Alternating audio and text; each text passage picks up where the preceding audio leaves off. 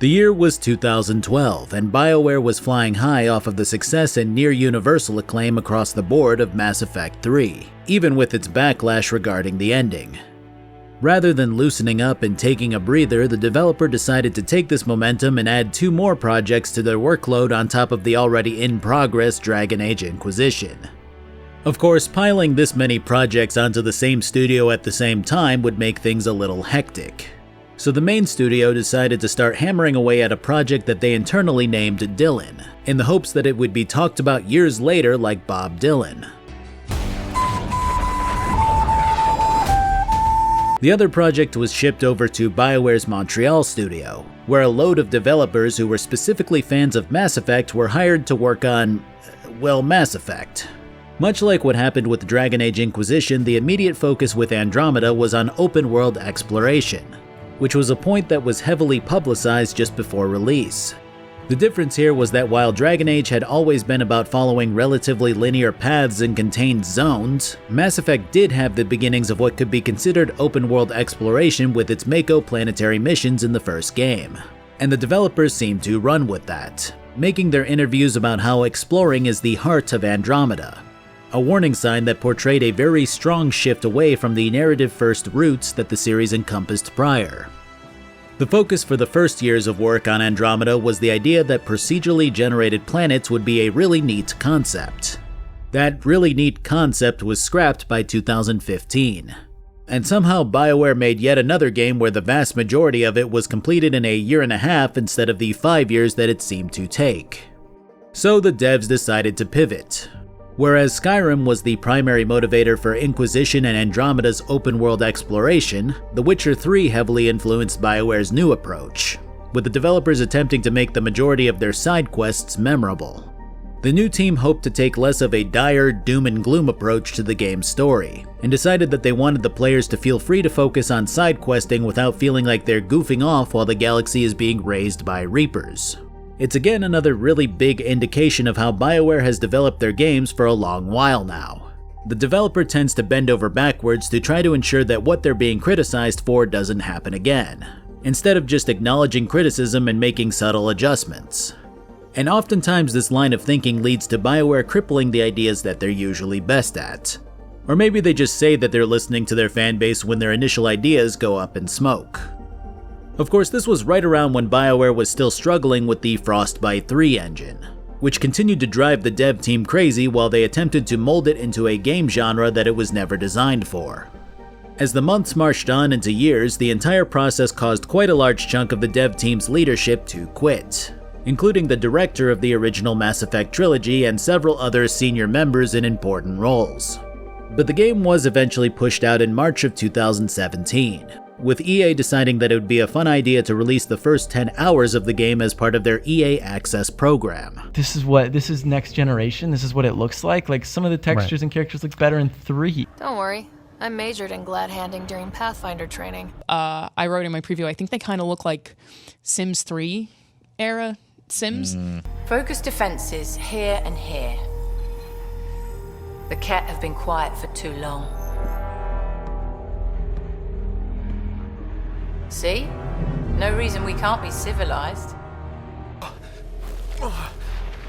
Clan Nakmor will pay with blood.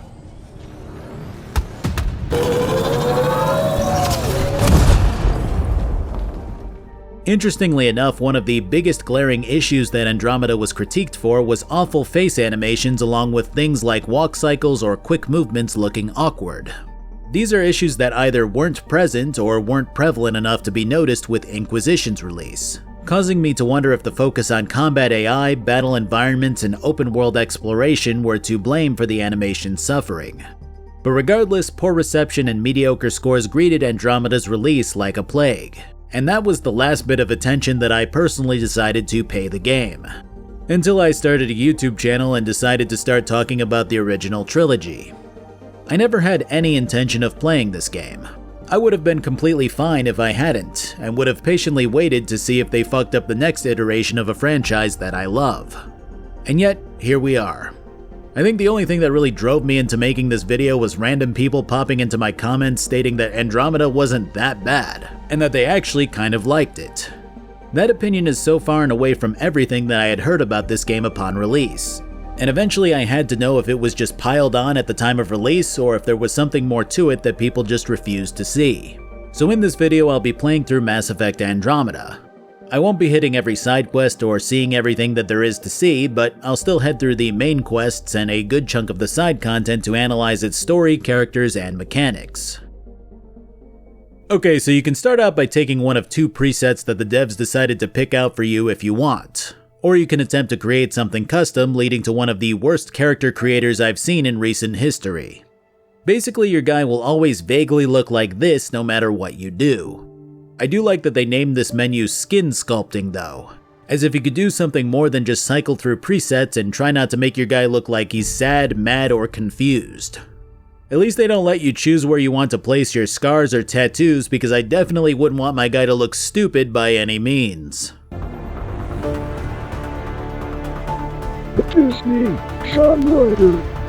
Yeah, this is the first time I've bailed on a character creator in a very long time. Hey, at least you can choose the inner and outer eye color. So yeah, classes. These are all relatively standard to the Mass Effect universe, and I'm not going to worry about going over them just because I've kind of touched on them for 3 or so videos already. Launch yourself like a comet. Well, that's all I need to know. After this, you can choose to customize your twin if you want to. I almost decided to roll a ridiculous looking clownfish for my twin, but I decided that I'd really be poisoning any chance of me taking this game's plot seriously if I did. So yeah, default quirky looking twin for me. I swear to God, I don't think I've laughed this hard at a supposedly serious menu in a very long time. There's a customize history button that has you choosing male or femshep, and that's it. I mean really, that was the most important thing you could do in the original trilogy. So I understand it. So each bold leap forward was achieved by the... We are, all of us, leaving behind families. Here's a fun little thing that will happen and just stay that way unless I tab out mid-cutscene. It'll also show up during gameplay, so I wound up using a controller. So Andromeda kicks off with a US Army advertisement that indicates that you're going into the Andromeda galaxy and attempting to find a new home or homes for humanity across various planets. You're playing as Ryder, who wakes up after 634 years of cryosleep and gets refamiliarized with the shuttle that he's on before it starts rocking around due to some kind of turbulence. Get used to seeing people with downright goofy expressions and odd smiles, because that's not getting better anytime soon. After a crew member reinitializes the gravity, it becomes clear that your twin, who was still in their coffin, got thrown around the area and is probably dead, or worse, in a coma that we have to save them from. What's wrong? This game is a work of art. So yeah, Sis is in a Low-level coma and will be around to save me from peril at an unexpected time later. We head to the next room with our team member, the lady who fixed the gravity named Cora. Panic has completely taken over the technicians here, who are screaming about something being wrong with the machinery in front of you. This sends you into the scan tutorial where you can scan different parts using your Pip-Boy. Then you also fix the unresponsive components because apparently your guy has tech that was under lock and key for 600 years. I mean, game tutorials tend to be historically not incredible, but this is pretty rough. There are dozens of scenarios that would be better than this for learning how to use your scanner. As things stand, it seems like my Explorer man was put to sleep with really high-end ship-saving technology. Either way, you suit up and meet with your dad, who's the lead pathfinder on this whole mission. This guy's easily the coolest character so far, and he takes the reins as he tries to get everything under control.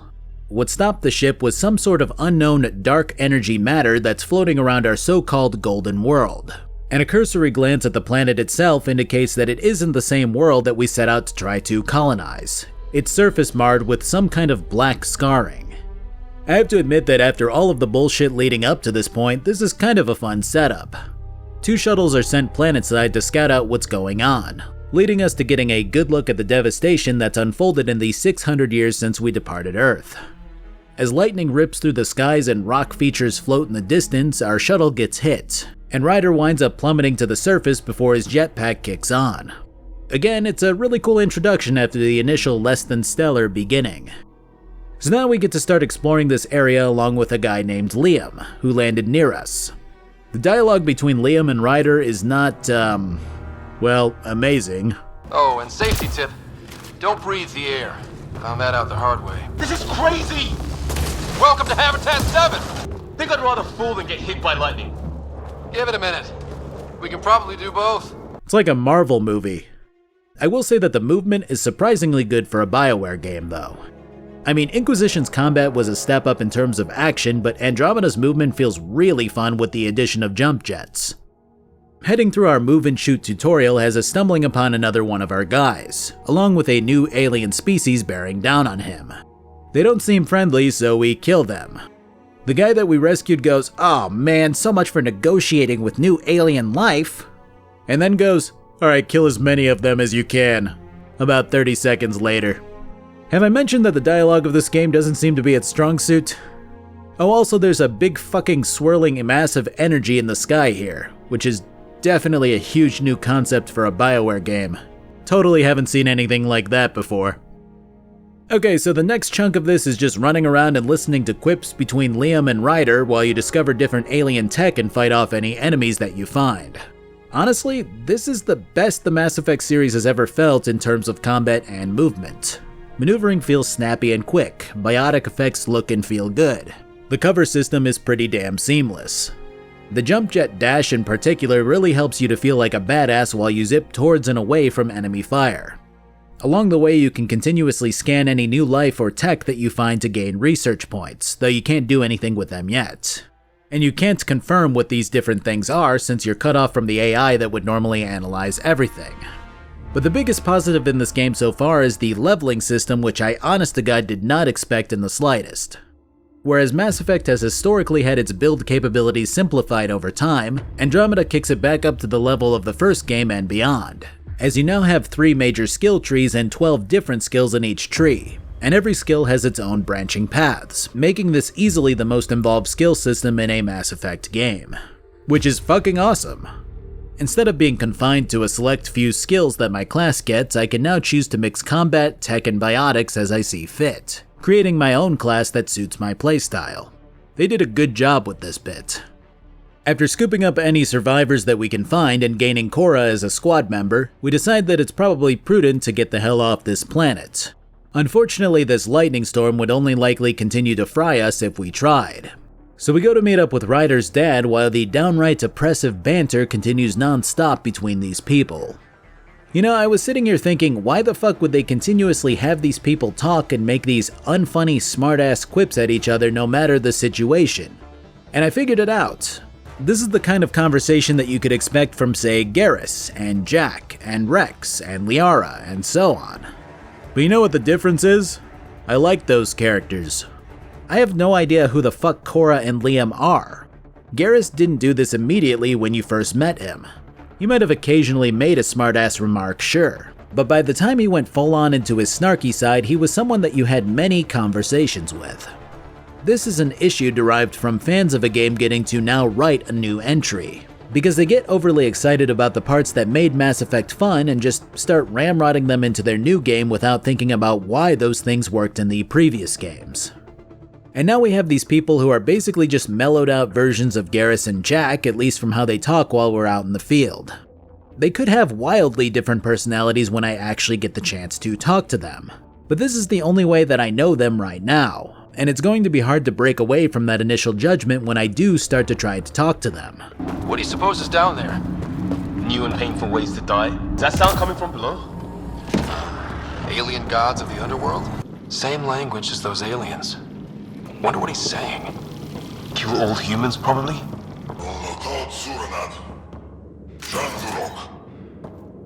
Not exactly poetry, is it? I hear you, but this isn't the time to lose our cool. Now I feel better. I didn't know you were biotic. Don't worry, it's not contagious. Regardless, we meet up with Dad, who's figured out that this storm seems to be man-made and has been created by tearing a hole into the oh wait, wrong game. It's been created by some big-ass tower fusing energy with the dark matter that's floating around the planet. So it's time to shut that down. Look, I don't know if I'm just annoyed at this stage and that's affecting my judgment, but this might be some of the worst combat banter I've heard from a game. Are those dogs? I wish. They've got some weird cloaking ability. You're shitting me. I think I really pissed that one off. Maybe because I shot him in the face. It just reeks of that E3 presentation kind of look how badass and cool we are sort of Disney's Marvel's Fantastic Avengers of the Galaxy type of chatter. And I think even if I had started to get to know and love these people, I'd probably cringe away from this sort of excessively quirky battle talk. Sam, load combat profile. Sam, biotic amp interface mode. Sam, give me engineer profile. Sir, where are you getting these profiles? Little help from Sam. How's your dad doing all of this? He's like a machine. Yeah, Ryder's dad is gonna die. So we get to the top of this tower and interface with a big triangle, the most eerie and sci-fi of shapes. After that, the breach is closed and the weather goes away. Then the triangle gets angry and sends a big gust of wind at Ryder and young Ryder. We already saw Ryder plummet to the ground before and he saved himself with his jetpack. But that doesn't happen this time because this is more dramatic. Ryder's helmet shatters and he starts suffocating on the planet's less than stellar air, causing his dad to give him his helmet to keep him alive. This leads to a cutscene where we see Ryder basically experience death and revivification by the hands of the crew of the Normandy. Wait, not the Normandy. The ship this time is called the Ark Hyperion. Either way, this scene is kind of cool and showcases the traumatic experience of dying pretty damn well. At least, to my knowledge, I haven't died yet. You were clinically dead for 22 seconds.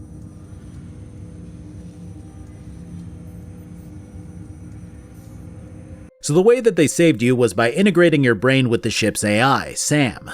Don't ask me how it works, it just does.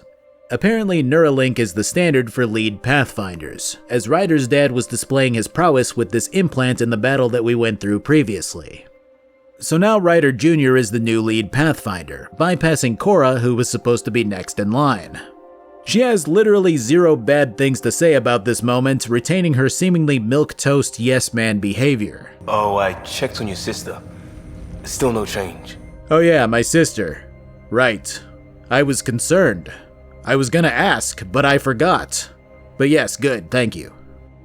We get a scene of what I imagine will be our main antagonist in the form of this Prothean-looking guy with beautiful chibi eyes. And then we move back to the Ark Hyperion where we've broken free of the space routes and are in the process of attempting to meet up with the other ships that house the Uturians, Asari, and Solarians. This means that we hit the tram over to the main station here and the small talk continues to be bad. Let me spin you a scenario.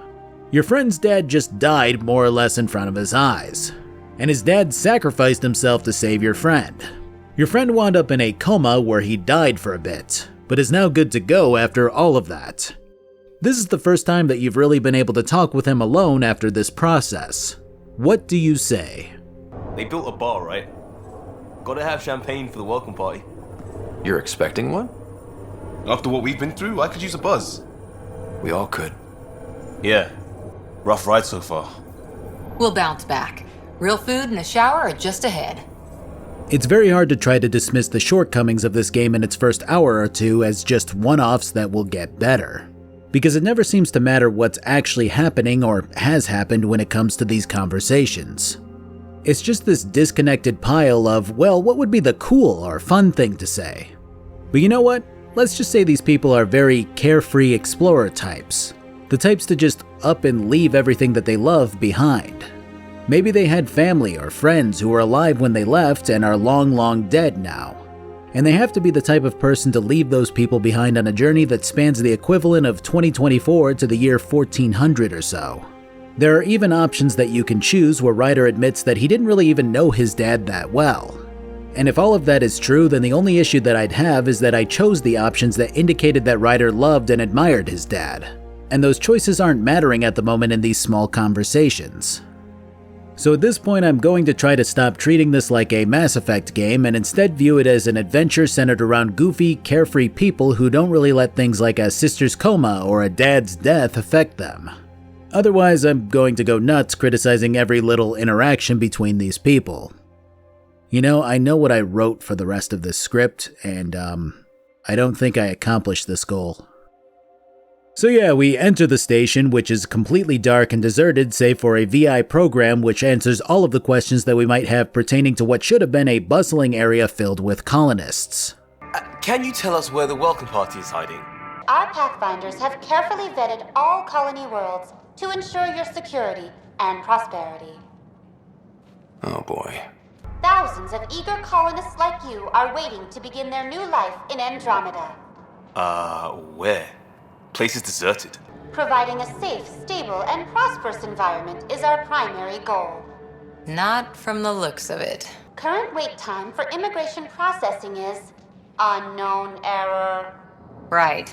That was helpful. Look at them, they're so sarcastic. Love these guys. So here's the deal. When the people here flew in on the Nexus, they got caught up in that dark energy shit which they've dubbed the Scourge. They had to scramble to secure everything, but they did. They were expecting all of the other arcs to show up pretty soon after them, but then decided to shut down everything to conserve power and supplies when no one did. So for the past 14 months, they've been in this kind of low energy mode while they've scouted planets here in hopes that they'd find one with resources to extract from. Turns out that they're all fucked in their own ways, and the Hyperion was the first arc to actually make it to them intact. I like how they were so worried about conserving energy, but the VI in the front was still powered on to give us this little Scooby-Doo mystery moment before we got all of the answers 2 minutes later. I also like how these guys were so sure that everyone was going to show up at the exact same time with no room for error after launching this far from the Milky Way. You would think they'd have like 20 years of contingency in case a worst-case scenario happened. But I'm no space scientist. So the plan now is to chat with the various leadership here and see what they have to say. On a basic level, we know that the Hyperion will at least provide the Nexus with power and supplies for a while longer, giving us some breathing room to figure out what we're going to do. Talking with the Colonial Director has her saying that they never would have left the Milky Way if they knew that Alec Ryder wasn't going to be leading the pathfinding charge. Which again, I mean, what if the dude had a heart attack or something? Jesus Christ. But I'm guessing she's just being dramatic. Sorry, my face is tired from dealing with everything. I can tell, it looks like you're working through 4 liters of Botox. So Addison here is supposed to be in charge of all of the operations when it comes to colonizing planets. That's not happening currently, so I guess she's in charge of being bitter and angry. I could montage her cool guy answers, but it's not worth it. She more or less tells you that the aliens that we encountered are what they've dubbed the Ket, and that they don't seem interested in talking whatsoever. Ryder asks why we weren't prepared for that outcome, and she says, well, we didn't think they'd be that hostile. Man, the Andromeda Initiative must have been intentionally written to be stupid on every level because this is getting out of hand at this point. Addison also goes on about how no one here can actually colonize a planet because this entire operation hinged on a single man who's now dead. And now that they're relying on me instead, she claims that she doesn't trust me and no one else here will until I prove myself. This is like calling the sheriff for help, and when the deputy shows up instead, you tell him to go fuck himself because he's not the sheriff. Next up is Director Tan, who oversees the entire initiative. He's a Solarian who's all business, hyper-focused on getting whoever he can to do whatever they can to help this whole thing to succeed. He isn't likable, but at least he's trying to get something done and not degrading you when you offer to help. It kind of fits the Solarian mantra nicely, so I gotta give points there. In fact, this is probably the best written character so far, as Tan explains that he was the assistant to the person in charge of money affairs until the Nexus hit the Scourge, killing off all of the higher-ups in an instant as they slept in their stasis pods. So he got the job after everyone else died, making him an accountant who's now supposed to be charismatic enough to lead an entire group of distraught people. He's aware of his shortcomings and is trying to succeed regardless of them. It's just a pretty damn well written side character. That said, his mission he has for you is to go to one of the planets here named Eos, and get it to become habitable again. When you ask how, he kind of shrugs and tells you that that's your job. Fair enough, but I better be getting paid a huge amount for getting a whole-ass planet working again.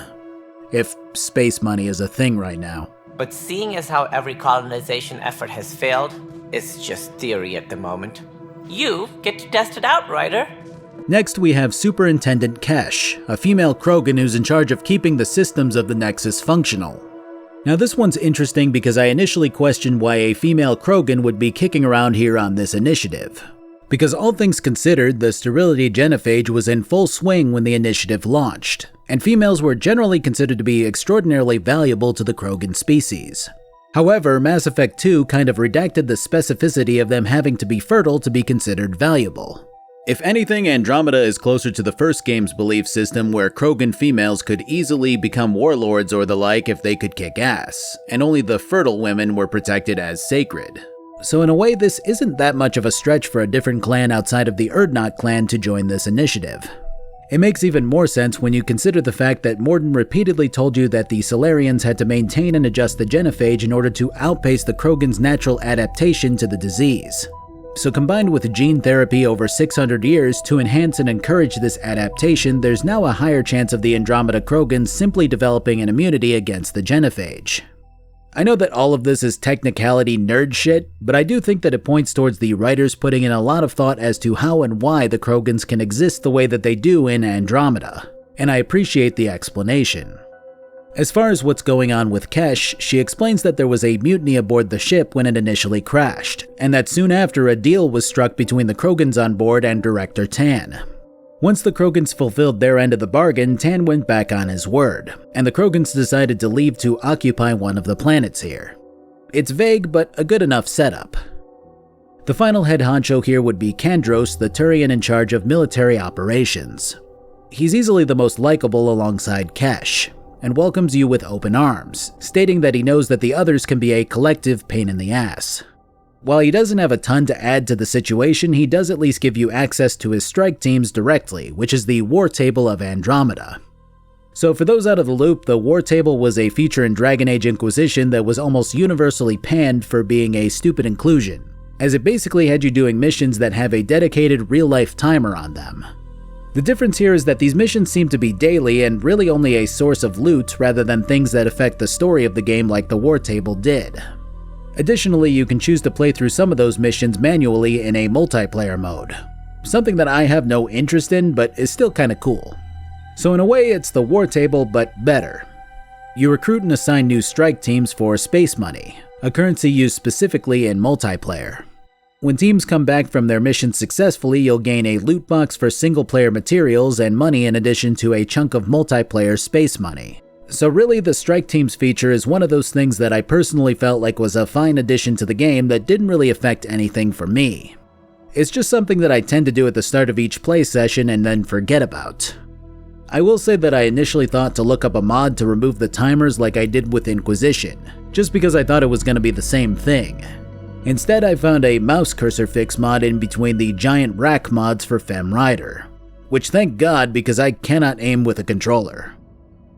So beyond leadership talk, there's a couple of side missions which will help you to better understand the environment and the issues that these people are facing aboard the Nexus. They really aren't all that bad, surprisingly enough. One has you investigating a saboteur who's fiddling around with the circuitry around the station, which involves you scanning different panels and confronting the person that the evidence points to. That person claims that she was investigating the same sabotage, and that her data pointed to the guy who gave you the mission. I initially thought that it was going to come down to a which one is the real culprit, but Ryder doesn't really entertain the thought, figuring that a third party must be involved, which is a lot less fun of an answer, but whatever. Confronting the real saboteur has him outright admitting that he did it as an act of vengeance. Whatever happened in that initial mutiny, it led to Tan striking a deal with the Krogans to basically toss these rebels off the ship forcibly, further peeling back the layers of what happened before we got here. Of course, for now, we can only really deal with this guy, so the rest of the mystery will have to wait. It's a pretty solid way to continue to trickle information at the player if they're interested. And if they're not, then it's no big deal to skip a quest like this. The other side mission that I found for now involves a Turian who was part of a unit who tried to establish a forward base on Eos. When the Ket attacked and took that base, this guy's superior officer and best friend ordered everyone to mount an attack in the middle of a sandstorm. The Turian felt that this would get everyone killed, and demanded that they evacuate. The way that he tells it, he thought he saw a Ket in the sandstorm and panic fired, killing his boss. Reviewing the evidence and interrogating a key witness makes it seem like the guy likely did it just to save the rest of his unit. But no one was able to recover the body, which is something that you can choose to do to see if there's a new angle to this whole ordeal. It's another fun little mission that defines these people as a group of paranoid survivors trying their best to pull this moonshot of a mission together. We'll get back to what happens there when I hit Eos. My only real gripe about these quests is something that extends to this entire game, which is that if you walk too far mid-dialogue, then it'll just cut off, which is obnoxious considering that this might be the fastest moving single-player BioWare game to date. It feels good to run around, goofy walk cycle notwithstanding. Why would you ever have the dialogue cut off for running too far ahead? It's more forgiving when an explosion happens or you round the corner into enemies, but this game will cut itself off when you walk towards the tram to the next part of the station or the like. It's a little aggravating because I want to keep moving while chatter happens, not just stand still until it's over. With our side questing temporarily done, it seems that Sam wants to chat about investing in crypto or something along those lines. Turns out that Ryder's dad had overridden some safety measures in order to better enhance the combat capabilities that Sam provides, something that he kept hidden away from the rest of the initiative. This override has caused Sam to become sentient, a form of true AI that benefits from helping out a Pathfinder. Long story short, the AI can grant Ryder a class, and in turn gets to benefit from Ryder exploring more. I'm not entirely sure how, but it sounded to me like Sam gets bored if he doesn't see the world through a Pathfinder's eyes. I'm kind of two minds about this whole development. On one hand, the increase in power is fucking cool. You gain access to all of the old classes from the previous games, plus a jack-of-all-trades explorer class. All of them grant certain combat bonuses and skills, and all of them can change the way that you play pretty dramatically. You can only unlock and enhance a class if you have enough points in the tech, combat, or biotic trees, making the whole system feel even more rewarding than it already felt. Plus, you can switch your profile on the fly, granting an unprecedented flexibility to the series. On the other hand though, from a narrative angle, this whole thing feels very, I guess, stereotypical overpowered main character anime type of thing. I mean, yes, of course it's cool, but Ryder was pretty powerful in his own right already. And you set up this whole thing to be about filling his father's shoes. Before he gained this power, he might have had the struggle to keep up with his dad, who is viewed as practically a hero, one who many joined the initiative specifically to serve under. Maybe the first mission ends with a Pyrrhic victory, where Ryder succeeds at establishing a base on Eos, but at the cost of many of the Nexus's people. And slowly but surely, he begins to get better and better at judgment calls, resource allocation, and combat capabilities. And when the odds seem insurmountable, maybe then he gets access to his father's secret stash of black tar AI. As things stand now, it seems like the writers went, oh hey, Shepard was powerful because he just showed up that way with his backstory. Let's give Ryder a big boost immediately to make him like that. And as such, I don't really feel like there's any chance of Ryder failing in any way for the first leg of his journey. I also don't feel like Ryder's dad was some legendary Pathfinder who worked his ass off to become powerful as much as he just, hotwired a computer to give him Bane's venom. Of course, I could be wrong, but as things stand, it just feels like the writers cut out a whole slew of possibilities when it comes to how this is going to go. Either way, the mystery cooked up here is that Sam has a bit of memory block imposed by Ryder Sr., something that we can chip away at as we explore and do our thing. We're not sure what this block entails, only that it's something that old dad felt like Ryder should learn. So there's our proving ourselves moment, I guess. Heading to our new ship has us meeting with our next squad member, one veteran Nyx, a Turian provisioner who seems to be leaps and bounds more charismatic than our other two human wet noodles. Which, not hard to do, but refreshing to see. As we're about to board the Tempest, she smooth talks an officer into letting us fly free without being subjected to Director Addison's extensive checks. The ship itself is, well, it's actually pretty damn cool. The highlights include all of your buying and selling functions as well as dispatching your strike teams if that's something that you care about. Additionally, you can begin spending any research points that you have to unlock blueprints for various weapons and armor, which you can craft if you have the right materials. Initially, I was pretty damn excited about all of this. I mean, you can choose what you want to research to suit your build, and then head out to scavenge for materials to create it. If done right, that's a really cool way to pad your game with content that's fueled solely by your player's desire to improve their gear. But it could also go the exact opposite way, with the actual grinding for materials becoming tedious fast. Guess we'll see how that goes. Spoiler alert, I don't ever revisit this. It went fine. I pretty much just kind of checked in occasionally and eventually built everything that I wanted. So I guess it wasn't that tedious.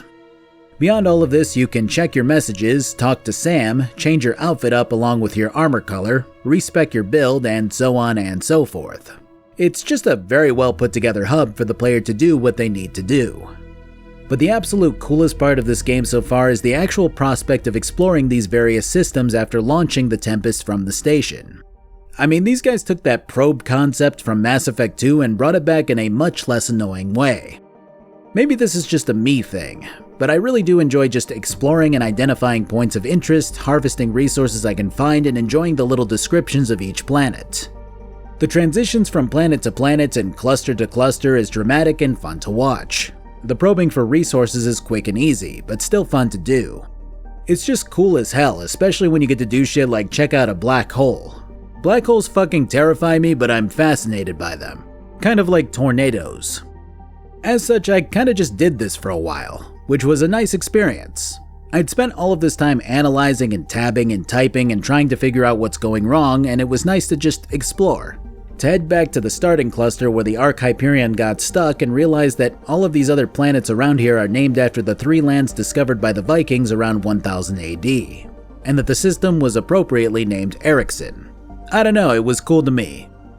Honestly, this part of the game and leading into landing on Eos was probably the first time that I went from a generally overall negative view of the game to a more neutral one. The devs did a great job at nailing that Pathfinder feeling, one that really made you feel like you were exploring this uncharted territory without it seeming like a distraction. You can tell that the aforementioned focus on not taking the player away from the story to explore was front and center here, and I can confidently say that this is the first moment where I was truly enjoying my time with Andromeda. So Eos is ravaged by radiation and is generally inhospitable as you might expect. Investigating the shielded site here has the main building locked down, and some scavengers off in a secondary building. Upon hearing your name, they go from telling you to fuck off to filling you in on the situation here. They claim that restoring the power to the main building will give away their position to the Ket, which are roaming around, but we need to get that going in order to re-establish our base here. After taking out a dropship, we gain access to another game changer, the Nomad. The sequel to the Mako has different modes to pick between that allow you to blitz across the wasteland or climb its rugged terrain. Though that said, it doesn't seem to have any offensive capabilities. It's not bad and feels decent enough to pilot, allowing you to launch mining probes later on in a more hands-on approach to resource gathering. Our next task is to hopefully reduce the radiation which has occurred semi-recently via the same type of alien structure that old Dad used to clear up the first bout of irregular weather back on Habitat 7.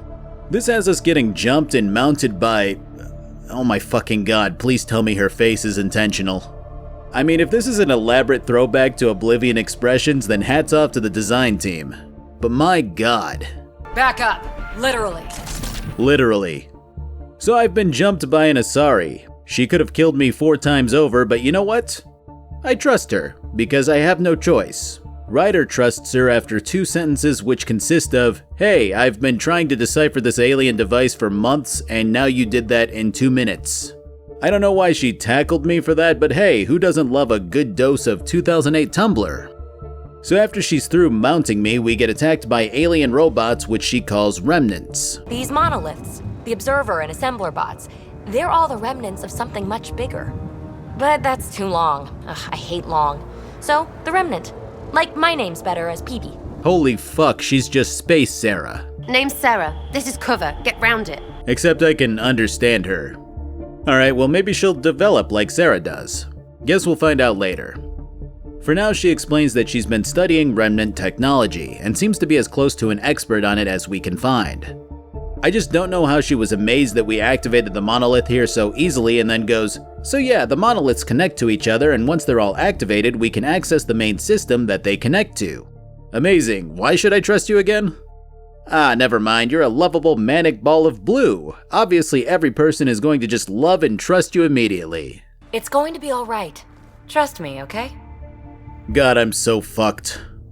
So we head off to activate the other 2 monoliths, which has us being able to explore for a bit while we get grade A banter between our squad mates. I read your dossier. Dossier, huh? Fancy. So, what's it say? That's classified. Hey, so I heard a rumor about you. Oh yeah? What was it? Well, first of all, fuck you, and second of all, did you think I was trying to start a conversation? Well, that was silly of you, wasn't it? Riveting stuff, guys. Love the back and forth. I will say that at this point the combat is fun, but I've come to realize that enemy AI isn't really ready for you to utilize the sheer maneuverability that you have at your disposal. There are several instances where Ket try to deploy at a really high up vantage point, but if you just jump and air dash to it, you can get in their faces. And since they're programmed to jump down and find cover before they shoot, they kinda shit the bed when you're giving them the London special. It's not a big deal, it's just kinda funny. So we meet with what will eventually be another squad member, our obligatory Krogan named Drac. I tend to love Krogans, but I do have to say that he's very much just another Rex/Grunt type who's out here killing things for fun. He has a disdain for the Nexus and the leadership aboard it, and doesn't plan on returning to it. I like how Ryder goes, "So you've just been fighting off Remnant also, huh?" And he's just like, "Yup, sure have." Like, everyone knows that it's just referred to as the Remnants, even though PB was the one who supposedly named it that. So Drac takes off for now, and we continue to explore around this Ket area that contains evidence of the aliens torturing Initiative members that they've captured. A field log, Pathfinder, issued to patrolling Ket. I don't need a translation to know when I'm hearing a monster. Action movie line. Actually, what's peculiar about this exchange is that when I played the log again a couple of times, someone in my squad said something new about it every time. What a strange touch for something so optional, but I appreciate it. The monoliths wind up pointing to a lake, which leads to an underground bunker. There's quite a lot of effort put into the effects and details regarding this whole process, which is pretty fun. PP winds up joining us for this excursion since she's the expert. There's some secret here. There must be. Do your Pathfinder thing. Never mind, her months of studying just ran out of V-Bucks. So we jump down into the watering hole, and again, the amount of detail in these remnant structures is impressive. Oddly enough, it makes me want to scan these new objects and items, which is definitely the kind of impression that you want to leave on your player. Exploration also seems to be rewarded, as various chests and trinkets are tucked into corners, along with consoles that yield new paths. Glyphs can be scanned and used to crack open certain chests in an easy minigame that has you creating rows and columns of unique patterns. My only real issue here is that there's so much shit in this game in terms of loot, ranging from upgrade and research materials to actual equipment and modifications. I don't ever take the time to read everything that I pick up, I just loot it all and try to figure out if I can use it later, which kinda makes the whole loot hunting thing a lot less enticing. The game also has the same issue that Inquisition had, where every body that you loot has a whole menu that interrupts any ongoing conversation, making me not want to loot everything that I see. Getting to the center of the tomb has us interfacing with the main console, and doing what we think is changing it to Clean Air mode. Clean Air mode involves exterminating all organics inside the vault also. So we sprint out in an escape sequence before we make it back out and note that the sky has had its Fallout 3 filter removed, at least in the area that we're at. The whole thing is relatively predictable, but I'm not as concerned about that as I am about the main info that we find out. These vaults are all over these planets surrounding us and might as well be space magic, creating something from nothing and having the power to drastically alter an atmosphere and terraform the land in minutes. Yet they've all seemingly malfunctioned. So not only were we woefully underprepared as part of the Andromeda initiative, we're now using technology that's clearly backfired and we don't really understand. This is where the game gives you a taste of what it's going to be all about, and it really isn't that bad at all. You can head to various mining points and start deploying mining drones. You can investigate and recover failed sites, discover what happened at each one and report your findings. You can mess around with remnant tech that you find. You can unlock bits of SAM memory by heading to various locations. It's just a big Ubisoft sandbox, but one that does feel pretty good to mess around in while you get your bearings and make Eos a planet worth establishing a foothold in. That said, we're still waiting on the radiation to clear out fully, and exploring too far will wind up with you hitting crazy amounts of green sky and failing life support.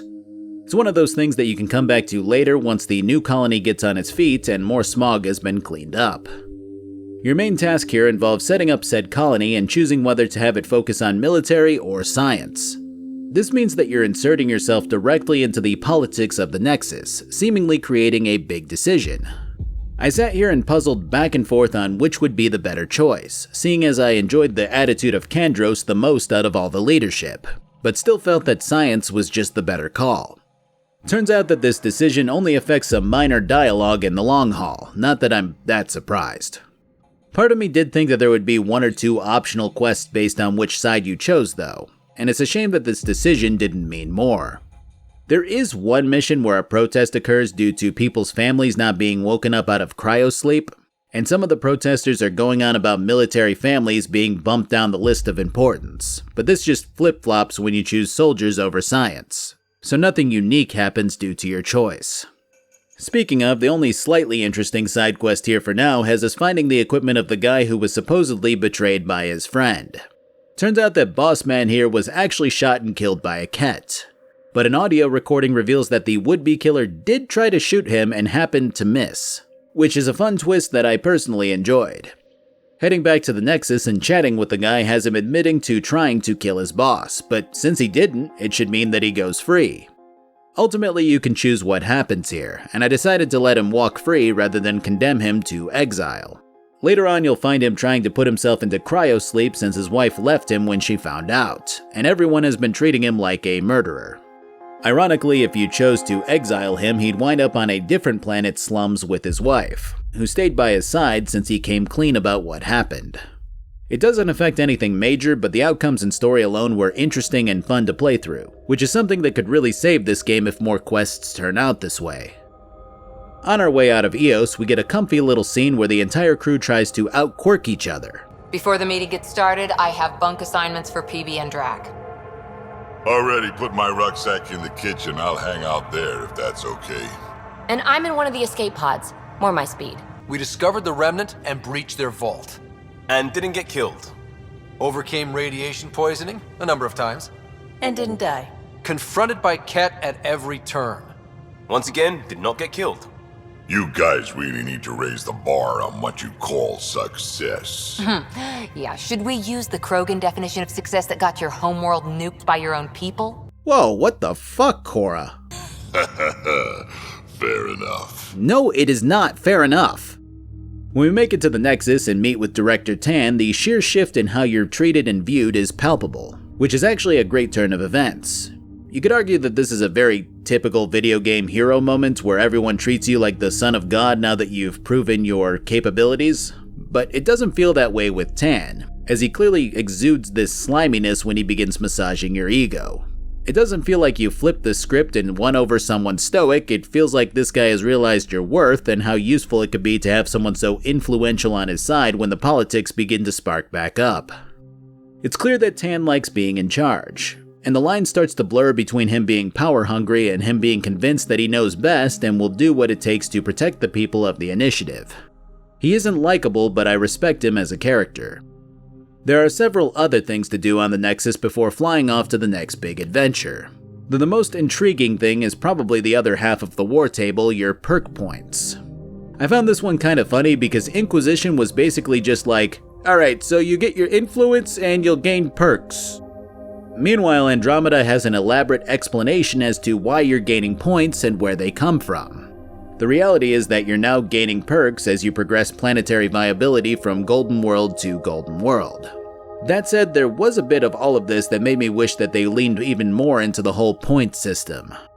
Basically, the way that you're gaining access to new resources, inventory space, merchant discounts, and so on is waking up groups of people in cryopods, which is a great concept to add flavor to these choices. But I wish it meant that you could influence how the Nexus transforms aesthetically. Wake up too many gray market and financial types and maybe the Nexus gets a bit ritzier in some parts and slummier in others. Wake up science types and maybe the Nexus gets more grossly futuristic with lots of lab coat wearing Melvins chatting it up. As things stand, it's really just a bulletin point with flavor text, but the potential was definitely there. Beyond this, we get another snippet about the whole Sam situation and Ryder's father's role in all of this. Basically, Sam was invented to help humanity gain an edge over the Asari, Solarians, and other races that were leaps and bounds ahead of the humans. The idea was that if AI could be integrated directly into humans via a form of symbiosis, then there'd be no reason for it to rebel against its creators. This plan was shot down by Ryder Sr.'s superiors at the time, but he worked on it regardless, using his wife's terminal illness as an inspiration to drive forward with the project. Eventually, this got him kicked out of the Alliance and N7. Honestly, it's a really good plot point, one that's interesting to think about. Kinda makes me wonder if the Symbiosis Green ending to the original trilogy was what the devs went for as canon. Later on, you gain access to more logs which show that Ryder Sr. went so far as to involve himself with the Shadow Broker in order to gain access to the tech required to pull this project off. He also decided to quiz a Quarian historian to better understand what went wrong with the Geth. I get what the writers were going for with this one, but the way that they approached it seems a bit heavy-handed. Basically, the historian claims that the Geth saw the Quarians as their creators, which caused the Geth to resent them. But I never got that impression from the previous games. In fact, I'm pretty sure that the first Geth that came to consciousness asked the Quarians if it had a soul, and the Quarians freaked the fuck out and began eliminating Geth immediately. That would be the cause of any resentment, not the fact that they were created by the Quarians. Again, the writers are pointing towards this idea that Ryder Sr. wanted to create Sam as an equal, not as some slave to him. But it feels like they redacted some pretty impactful nuance to do so. Alright, so let's see, is there anything else important right now? It's you.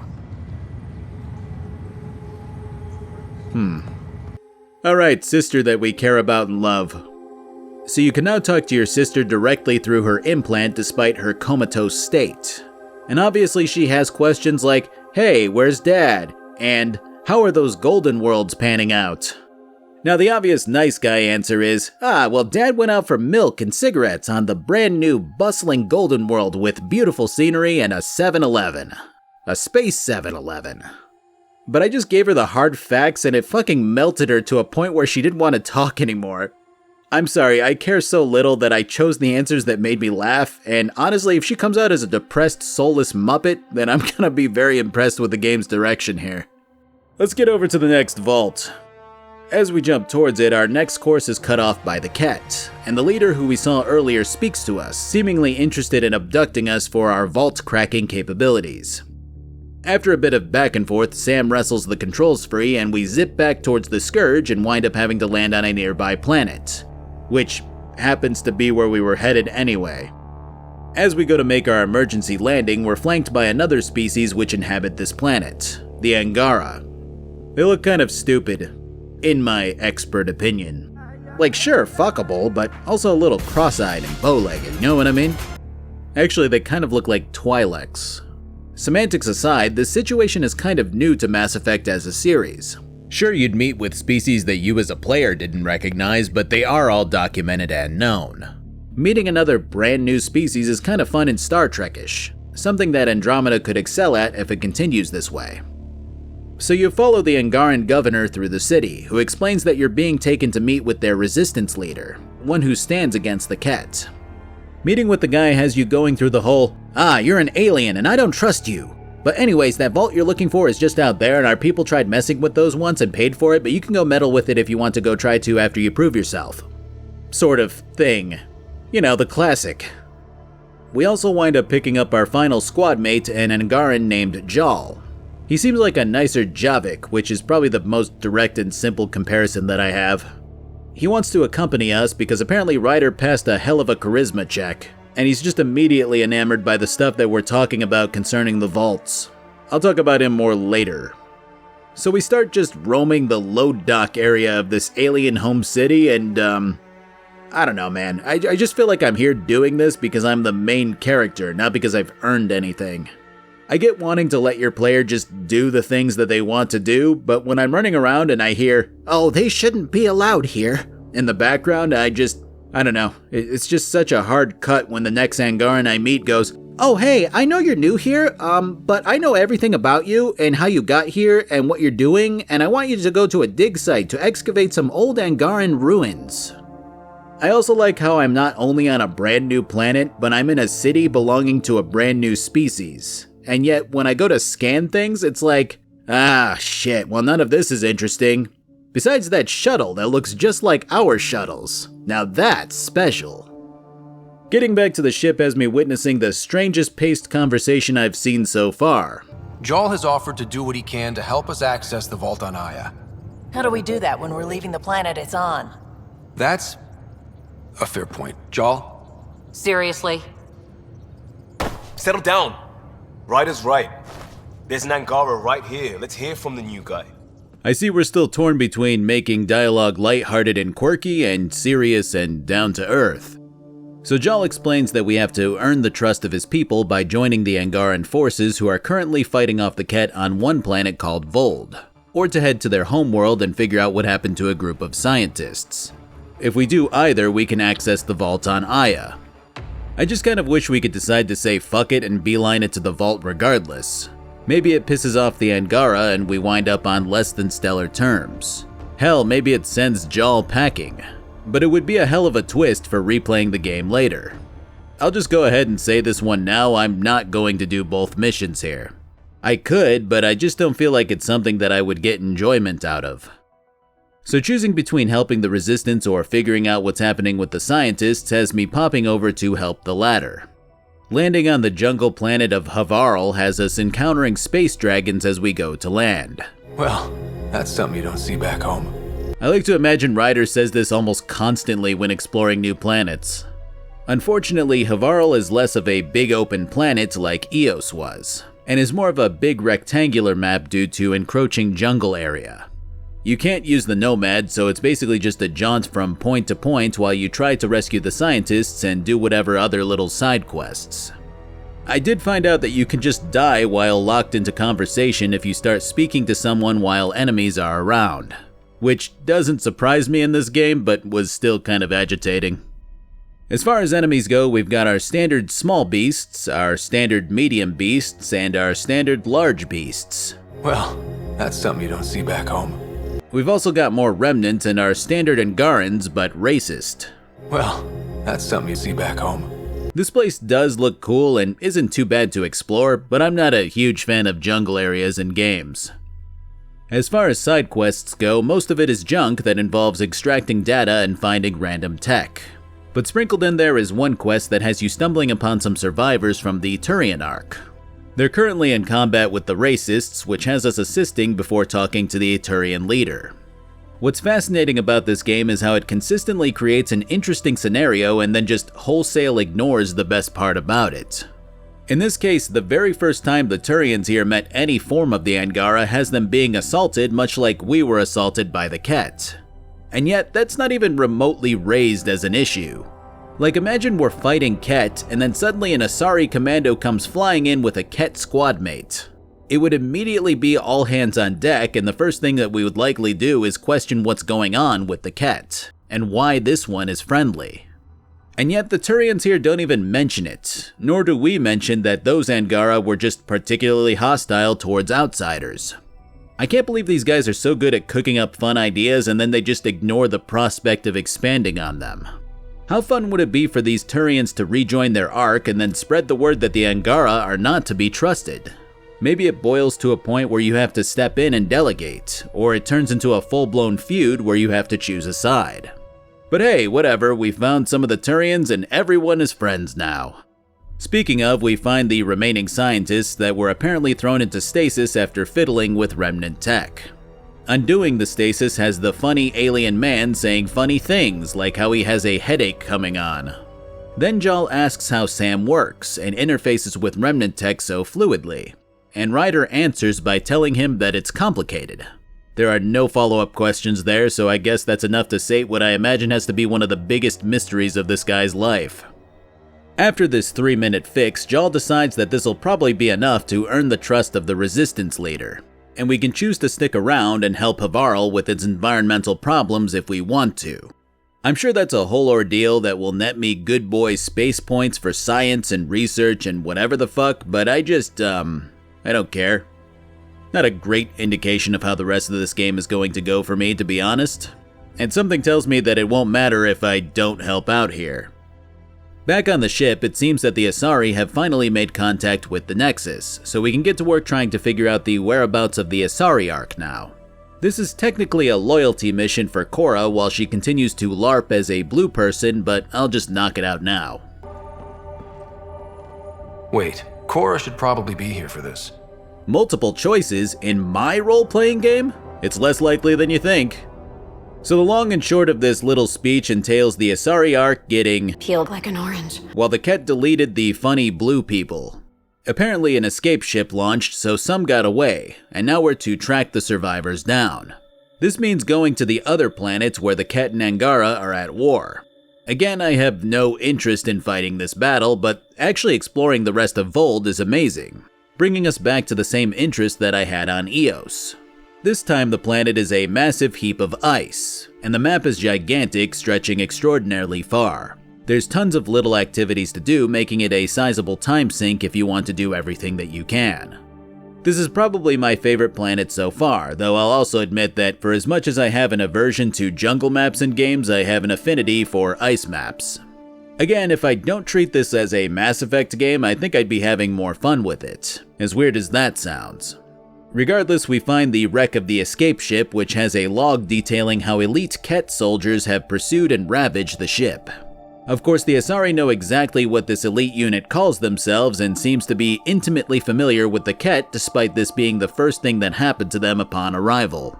Kind of seems like once you discover anything in this game, literally everyone knows about it and refers to it the same way afterwards. Writing is hard. When it's time to move forward, the Angara resistance leader wants you to head back to Voeld to rescue their head scientist known as the Moshai. This Moshai is someone who's been mentioned repeatedly as being revered, an elderly Angara whose scientific teachings and breakthroughs have guided the species for a very long time. While you're initially met with anger from the resistance leader due to your cockiness, the Moshai is important enough for Ryder to be allowed to help with this operation. The best part about this setup is Jal pulling you aside to explain how the racist Angara got their start, stating that the Moshai's best student wound up getting captured in the war by the Ket. When he managed to escape, he no longer cared about anything science-related, and instead started a tribe of Angara with the sole purpose of trying to destroy the Ket by any means possible. Naturally, this extended to a general hatred for outsiders, which was only bolstered by the arrival of the Initiative into their space. It's a surprisingly decent plot point, one which I'll explore a bit more when I get to the companion roundup. I do have to say, for as much as the devs wanted to create this atmosphere where you feel like you can do whatever you want to do and go wherever you want to go without feeling burdened by the main quest line, they never quite met that goal. At least in my opinion. I mean, we have one of the most prominent figures in Angaran culture locked up in a Ket prison, likely being tortured for information. And I can choose to just fuck off and mess around on the Nexus or explore other planets or whatever. I mean, sure, it's not quite the same weight as there was when the Reapers were going to torpedo the Milky Way, but it's still one of those things where it's like, yeah, sorry they ripped all your fingernails off for the 5th time, but you're not gonna believe what plant life we found across the system.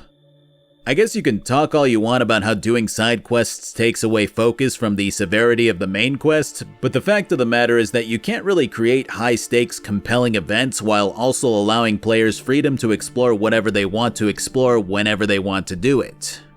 The only real alternatives are either forcing the player to follow through on the quest that they initiated until it reaches a break, or to can side questing altogether, neither of which are better solutions to the issue that the developers set out to solve.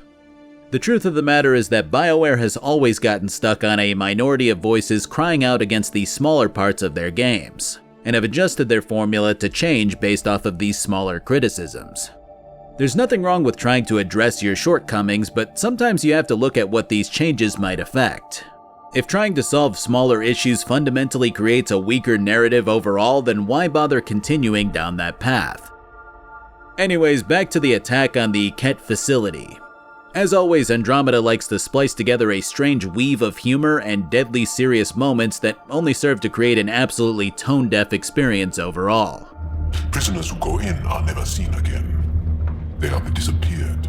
Stand by. Continue to stand by. Please don't embarrass me in front of our new friends. What? As slaves? I guess. Death is better. I can't believe I'm here! No one joins the resistance to stay safe. Wait till I tell my brothers! I honestly can't tell if we're going to stop slavery or if a Ket with a funny mustache is going to stumble out drunk so that we can say, so that just happened. Oh, and also make sure that you don't do anything when dialogue is happening. Just stop completely. Pathfinder, it seems the program I used to breach the shield could overload. I don't like this.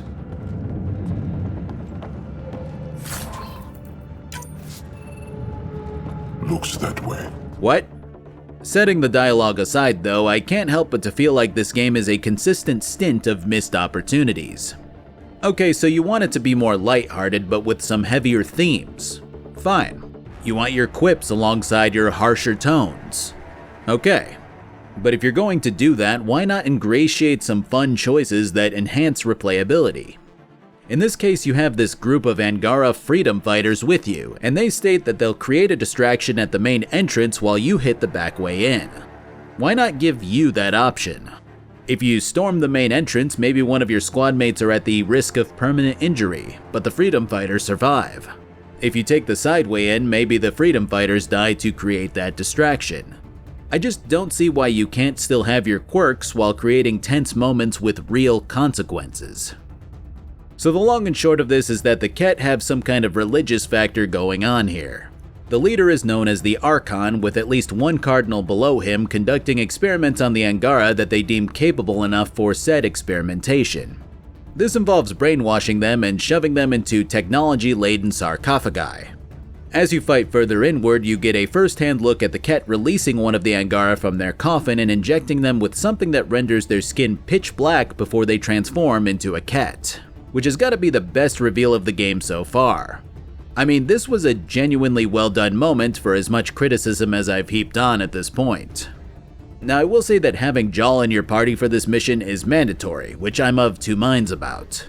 On one hand, forcing me to take along Jaal is again one of those things that cripples the replay factor for this game.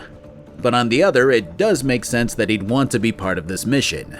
And the voice actor absolutely crushed their part in this whole scene. Monsters!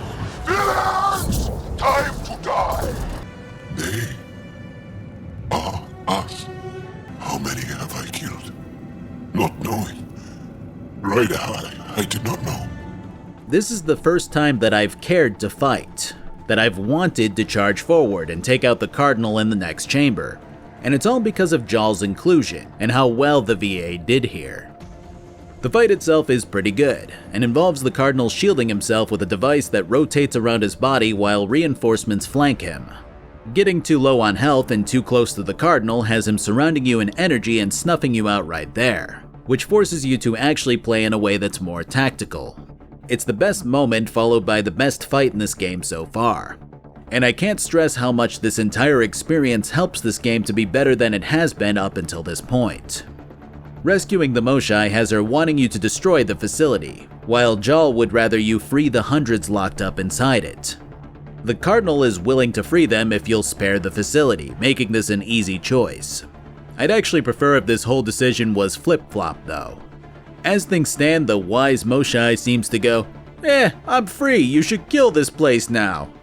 I mean, yes, I get that she's trying to prevent this capture and transformation process from happening further, but it just seems a lot easier to side with Jaal if he's wanting to save his people rather than enact vengeance. Also, you would think that the wizened woman would want to do the same thing, and that Jaal would be the one wanting to blow the place up, not caring who's inside it. I don't know. Regardless, after blasting out of here, talking with the Moshae has her explaining that the Ket capture every race that they can, and then mix the Archon's DNA with the chosen peoples from any race to reproduce and create more Ket, which is honestly an awesome motivation for a villainous faction. Heading back to Aya has the Angara mildly greeting the incoming heroes and their idol, the Moshae. I mean, the dialogue makes it sound like the crowd went wild, but they kinda just stand there. Stars and skies light our way. Stars and skies light our way. She knows how to play to a crowd. I would pay double this game's asking price if I could now trick the Angara into stepping into pods of our own and then turning them into humans. Regardless, we can now explore the actual city here, which winds up kind of looking like the Citadel in Mass Effect. And much like the Citadel, your squad mates will wind up hanging around the various parts of the city, each having their own little things to say about it. I came to this galaxy with my family. I lost my father on the day I arrived. But you still carry on his legacy. He knew that in the end. How does this fucking person know about my father? Why does everyone know everything as the player learns about things? Whatever. So the Moshae leads you to the vault on this planet, which yields the information that all of these remnant vaults are connected to a central vault known as the Meridian. Predictable, but I can't expect a whole lot more from this game. The Moshae knows about all of this due to the Archon trying to torture information out of her during her capture. His end goal seems to be to try to activate and control this hub of remnant tech, something that he seemingly has no capability to do. So here are the building blocks. The Archon wants to use this super advanced tech but can't. We can use this tech, but we have no reason to do so until we defeat the Archon. So here's how this is going to go, and I assure you that I'm typing this out before I know what happens. First, we're gonna chase down the Archon. Then we're gonna fight through to where we're sure that he is. He'll somehow get away, but he'll give us a reason to pursue him to a string of locations that winds up with us being at this Meridian. Stakes are high, final battle, use the vault for good instead of evil. The only saving grace to the predictability here is the Ket itself, and how it began as a species, along with the mystery of the remnant technology and what exactly the Archon is trying to use it for. Probably ultimate power, if we're gonna be honest. So we meet with the Moshae and the head of the Resistance, and they explain that the reason that the Moshae was captured was due to one of the Resistance's higher-ups betraying them and bringing her to the Archon. Said traitor is now hiding out on a planet called Kadara, which is where the mutinous people who jumped ship from the Nexus wound up creating a hub called Kadara Port. Honestly, not a horrible idea for a location, even if the actual execution of it is a bit excessive. Like, you show up and are greeted by this kind of backwater, slummy city, adorned with a Ket's head at the port and guards who are kicking the shit out of people for not paying their protection money to the head honcho who runs this place.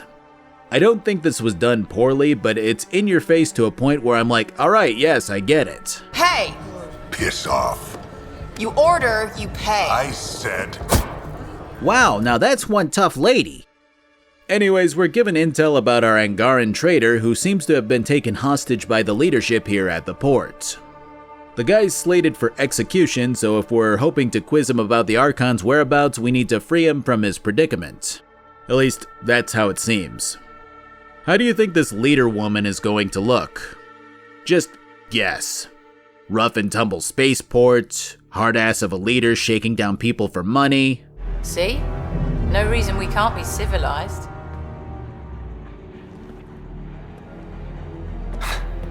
I should have brought refreshments. Why is it so bad? Everything is set up to be a punchline that underwhelms. But yeah, this lady who came over to join the Andromeda initiative was kicked off for mutinous behavior and is now wearing spikes and random splotches of blue makeup.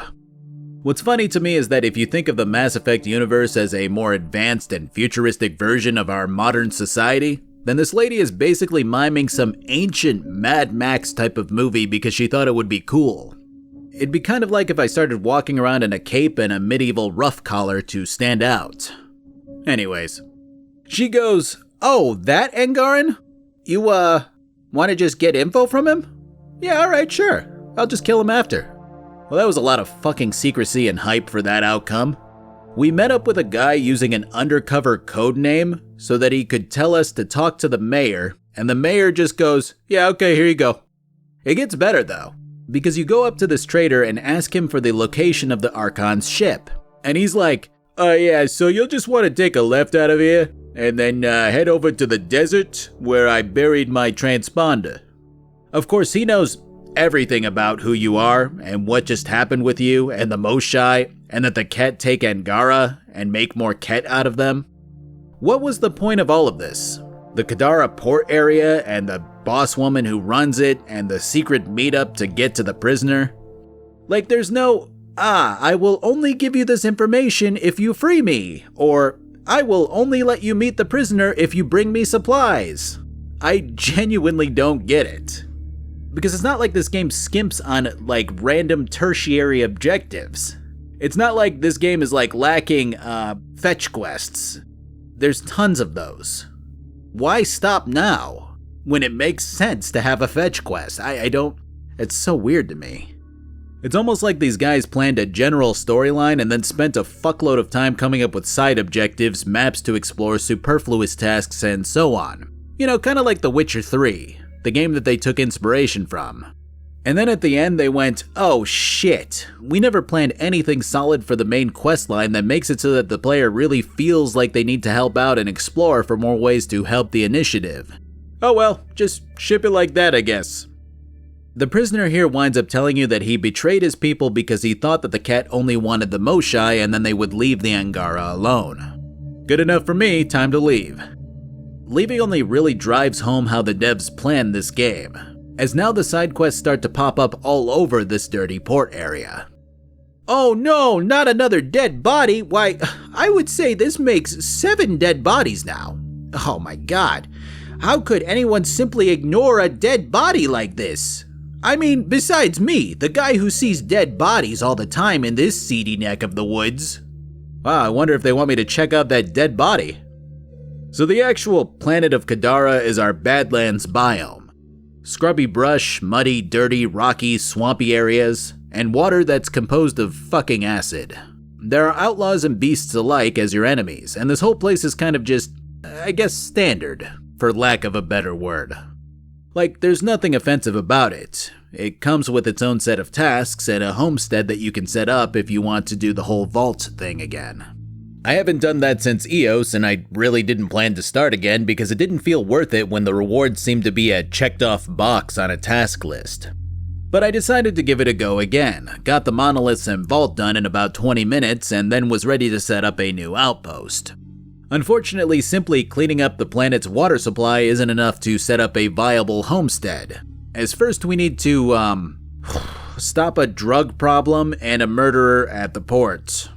I get why this is happening, but there's zero supporting dialogue to make it obvious.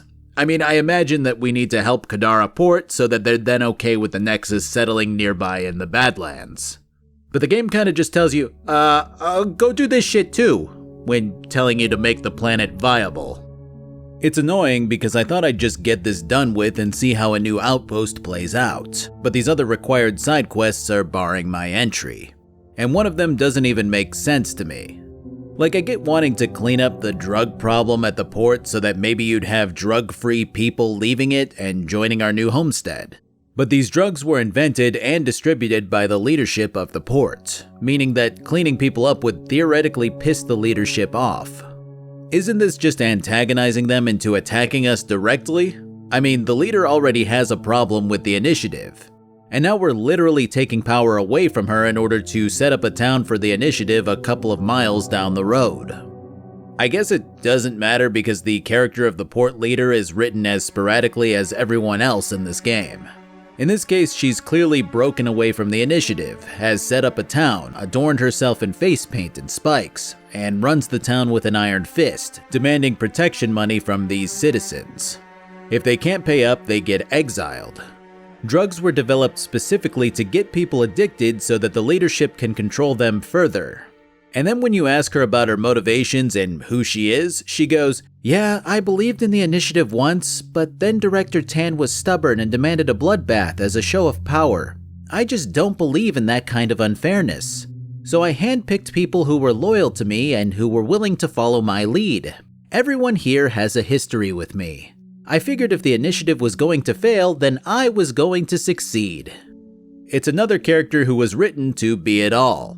Someone who's supposed to be this Mad Max leader who employs brutal methods to keep people under her thumb, and yet somehow has morals and claims to only be looking out for her people, to have chosen those who have a history with her.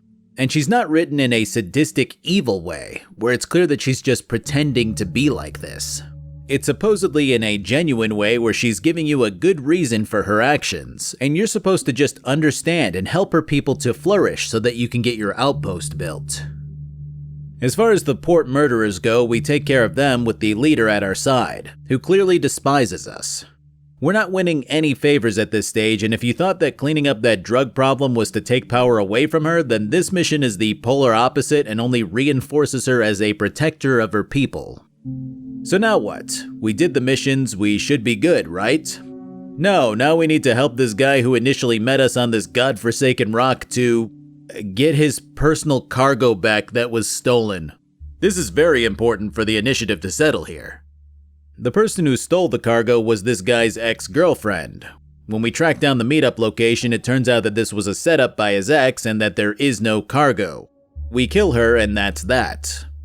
After this, you're invited to a party with the port leader hosting. This is where it all comes together, everything that we just did making sense in a cohesive way after all of this running around just to settle the planet. Finally, here it is. That's what this was all about? Whiskey? The only bottle of Mount Milgram in Andromeda. Triple distilled and 645 years old. First off, that's not how the aging process works, and if that's what you think, then I think I have an 11-year-old bottle of Jack Daniels around here somewhere from when I turned 21. Superbly aged in my closet. Second of all, You're someone to me? Can I settle the fucking planet now? Oh my fucking god, I'm going to— The last mission required to settle this rock is a showdown between the port leader and the guy who you helped to steal the whiskey. There's been this background story that was genuinely unimportant and didn't register as relevant until just now, but basically Port Leader has been actively battling against some unknown person that goes by the Charlatan. Turns out that Whiskey Man is the Charlatan. Crazy, I know. He's been having you work against her, or so he says. Next to nothing he's had me do has actually hurt the Port Leader in any way. But whatever, that's just the story we're being fed, I guess. The two have a shootout where you can choose to have either killed or saved, and then that's that. Now that you've saved the life of Port Leader, she allows you to settle on this planet. There has been zero dialogue from her or Ryder before this where they talked about the initiative settling the planet. Maybe I'm stupid and that was supposed to be implied, but even a casual, "Hey, what will you do if we settle here?" would have gone a long way to understanding why I did all of this. Mind you, Port Leader literally had me and only me come with her to confront the Charlatan. She says it's because I'm an outsider, so I can't be corrupted by the Charlatan, which makes no fucking sense. I mean, wouldn't you choose your most loyal person? Whatever. I don't care. But now that I've saved her life, she talks about an outpost being set up for literally the first time. And I go set it up. And that's that. And this whole string of questing wasn't to have a funny bitching fest mid-video. It was to give what I think is a pretty damn good reason to not do anything else in this game besides the main quest line. Nothing has evaporated my goodwill this hard in a game. This whole string of quests left the worst taste in my mouth, and the sheer amount of traveling from point to point, entering and leaving and fast traveling and doing something else to pass the time for the next part to activate, I'm done. This is the moment in this game where I almost entirely stopped caring to try to give it a chance. Let's get this over with and talk about our squad mates and how they're written. Normally I go into this type of thing with a pretty thorough analysis that encompasses every single loyalty mission and how these people develop over the course of the game. But Andromeda is very tough to take seriously when it comes to that. So I tried not to overanalyze and make this whole section shorter, but even that wound up being difficult. Each squad mate has around 4 to 7 loyalty missions, which might be something as simple as setting up a movie night type of scene like you got from Varric's Card Night in Inquisition, or as complex as delving deep into someone's background and motivators. I'll at least be trying to hit the latter of those as often as I can. I will say that as a general point, Mass Effect Andromeda absolutely excels at creating much more organic scenarios in regards to where you can find various squad members and what they're up to at any given time. Historically, the series tended to have people stick to their one corner of the ship and stand by as conversation outlets while you made your rounds. I think 3 started to fix that a bit, but people still generally were in their one little room. Andromeda will have these people hanging out in all different parts of the ship, working on different things and having conversations with one another almost constantly. It definitely felt like they were their own individuals with their own lives, so I do have to give the game some credit there. Also worth noting that many of the conversations that will flesh out these characters take place in the Nomad as you're driving from point to point. For example, you'll learn that Drac is an older Krogan who— I've lived a long time, seen a lot of things. Those power lines go up. You'll also learn that Jal— From my father, and older brothers, and sisters, and Cat! On the bridge! Yeah, whenever anyone talks in this game, you need to stop moving if you want to hear what they have to say. so I missed out on quite a bit of detail while traveling. It's not the end of the world, but it was like almost every time I started to become invested in the squad mates, the game went, oh wait, hang on, you're not supposed to enjoy something. Regardless, let's get this over with. Like I said from the start, Cora starts out as one of the most plain Jane templates for a squad mate that I think that I've ever seen.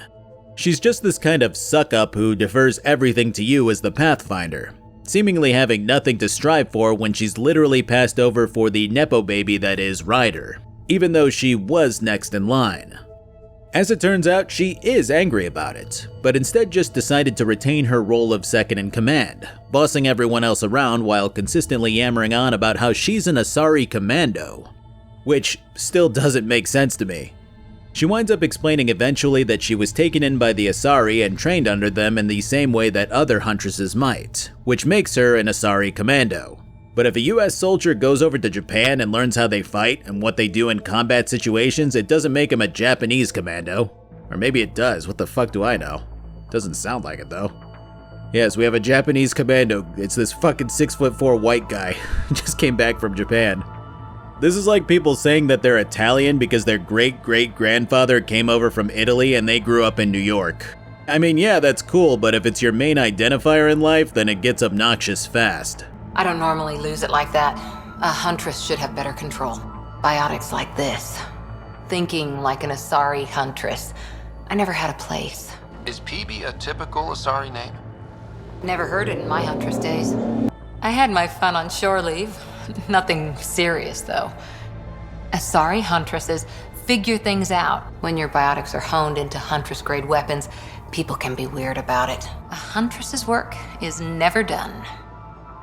Even when we find out about the Ket transforming other races into more Ket, her first thought is, we have to find the Asari so that they can figure this out for us.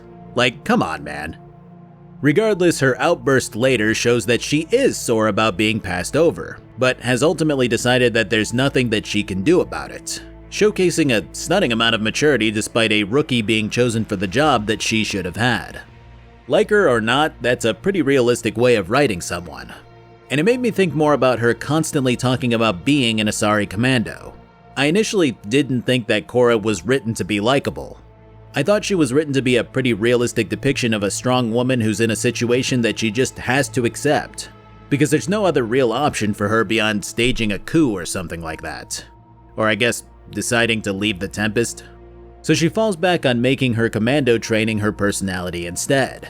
And that all comes together really well when she briefly explains that she developed powers at a young age that could rival an Asari's. Since her family was poor, she was shipped off to a cross-species program, and always felt like she was viewed as a freak without a home.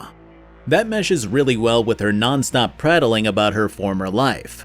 And again, she's not likable in the slightest, but she is understandable and realistic.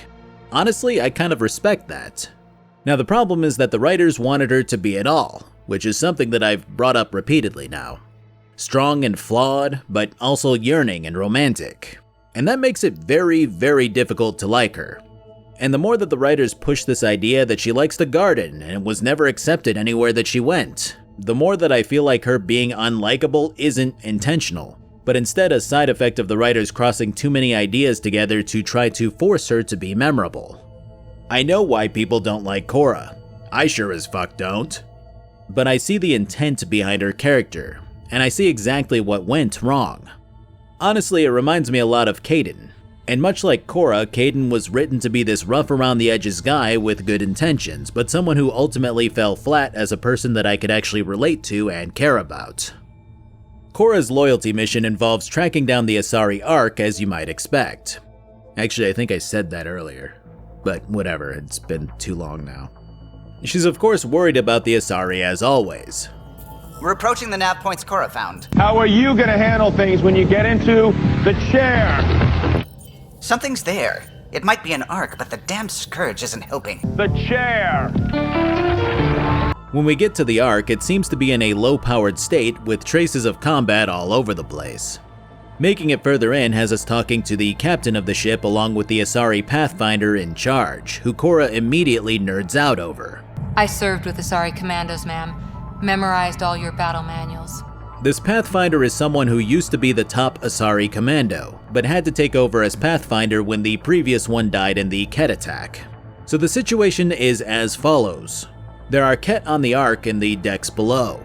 The drive core to the Ark is dead. That's also below. Shoot Ket, repair ship. I served as a huntress. This whole mission is Ket wave after Ket wave while you defend several areas. We're aided by a fresh recruit into the Asari Commandos, who has stepped up in this dire hour, giving Cora someone to mentor. When all is said and done, we gain access to a log that proves that the new Asari Pathfinder left the old Pathfinder to die during the Ket attack, causing the person that Cora idolizes to fall from grace right before her eyes. When we regroup, oh wait, these two put up a Mass Effect barrier and strong-womaned a destroyer ship into submission. I don't have much to say because that was so fantastical that the devs might as well have had Varric riding in on a lyrium-powered rocket to blow it up instead. When we regroup, you get a chance to call out and expose the Asari Pathfinder or keep it quiet. This moment is the entire reason for Cora being as obnoxious as she has about the Asari, and I have to say, it wasn't worth it. I mean, don't get me wrong, I am glad that the writers tried to do something with her fangirling rather than just her being like that for no reason. This plotline was so weak, so basic, so annoying, and you could have fixed any of those things and made it that much better. Maybe Cora's more subtle about her appreciation, and it's something that you pick up on through smaller conversations with more minute fawning on her end, like a poorly kept secret that isn't overt. But say you want her to be this exact way, going back to mirroring people who have 5% German DNA and consistently greet you with Guten Tag because of it. I know some of you are catching strays out here, and I swear that's not my purpose, but come on. Come on. If Cora's written to be this in-your-face about her ties to the Asari, then I honestly think that the better writing here would have been if the captain of the ship went, well that sucks, but you know what? We're alive. I'd say the Pathfinder did a fine job and she gets to keep her role. Then you let Cora draw her own conclusion and decide how she feels about these people being nothing like how she fantasized them to be. I mean, she still does that, but you can also choose to have justice served or whatever, and you get this utterly watered-down cliche of a story instead. I don't know. At least we get this fucking QuickTime event afterwards. I feel a hell of a lot better with you here. Would a hug be okay? Permission to hug, ma'am! God, I love consensual hugging. So yeah, Cora. Yeah. So Liam kind of sucks. Not a very fruitful character by any stretch of the imagination. When you're initially spelunking through Habitat 7, he mentions briefly that he used to be a cop. And then when you finally get to a point where you can have him clarify on the ship, the game skips over the dialogue in favor of him going, yeah, well that was in the past. When you ask him about why he came here, he goes, well, I don't know, I thought it'd be cool to tell you that I was running from my past, but I actually had a great group of friends and family. Apparently he left that behind because the Andromeda initiative is neato. Like, that's his reasoning. He had a job as a cop, it led him into becoming part of a crisis response unit, and then he just decided that he had seen it all at the age of, like, 35 or whatever the fuck he is. He left behind a family that he loved and hung out with. He had an old British car that they used to work on together. Then he went, alright, cool, gonna go do this thing, have a good rest of your lives. I guess part of me is sitting here wondering if this is supposed to be another bit of realism.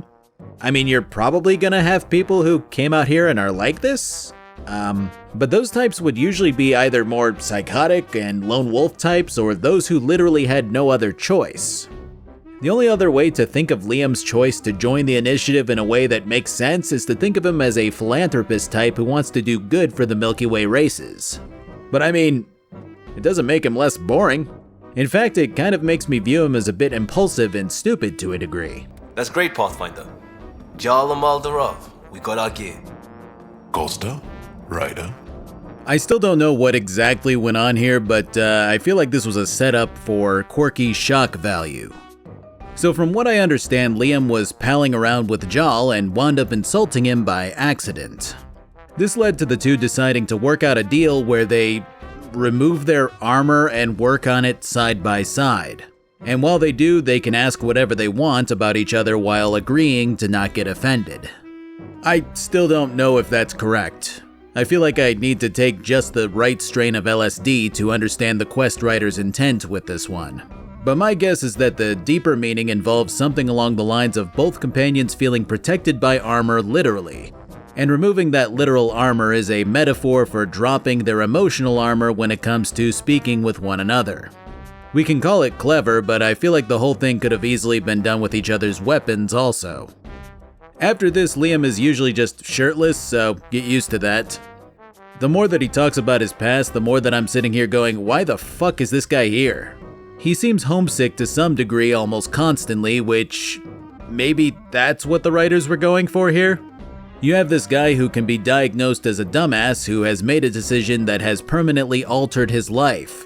He left behind people he loved and a good life in general. And now he almost seems to be trying to find a meaning behind being here. Something that would fulfill his purpose so that he doesn't have to accept that everyone he loved back home is long dead.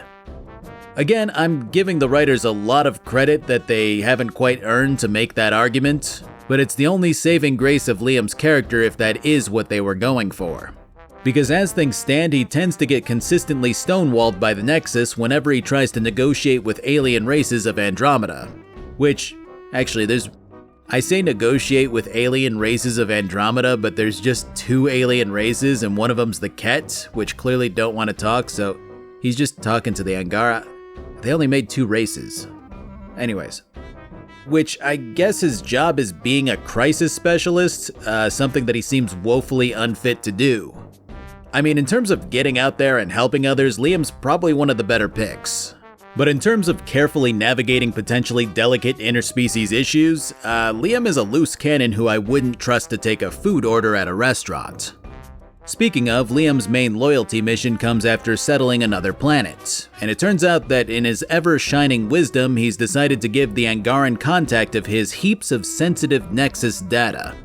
His reasoning was that they didn't trust him or the initiative, so that was going to be his bartering chip in the hopes that they would then help the initiative to settle and survive better with any info that they might have. Turns out that his contact was soon kidnapped thereafter, and now the Ket potentially have this horrifically sensitive data that they could use to hurt or destroy the Nexus. At this stage, I have to think that Liam was intentionally written to be stupid, but I said the same thing with Cora being unlikable.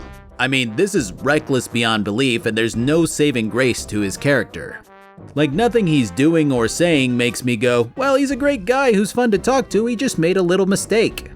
If the writers sat down to make the guy a bull in a china shop with all the charisma of a bucket of lead paint, then they deserve an award. So we head out to the last known location of Liam's contact, and for some reason the plan is to go hide inside a cargo container and wait for pirates to come salvage it. At this point, having Ryder go along with whatever Liam wants to do only makes him appear that much more incompetent, but I know this is supposed to be another humorous moment, and that's it. When we're finally picked up, all hell breaks loose as we're apparently now on a Ket ship filled with seemingly ordinary pirates from non-Ket races. Again, non-Ket races being the Angara, so I don't know why I'm just now realizing that there's only 2 races that came from this fucking game. Anyways. So playing through Liam's loyalty mission made me finally realize what's happening with how he's written. And basically he's just supposed to be a comedic relief character who has a heart of gold. This ship is property of Talonwing. Now you're property too, just like the rest. Well, that wasn't going anywhere useful. Find Rand and fast, this way. Not that way. We don't know where anyone is or how anything works. I will not be ignored anymore. See? Total asshole. Such an asshole.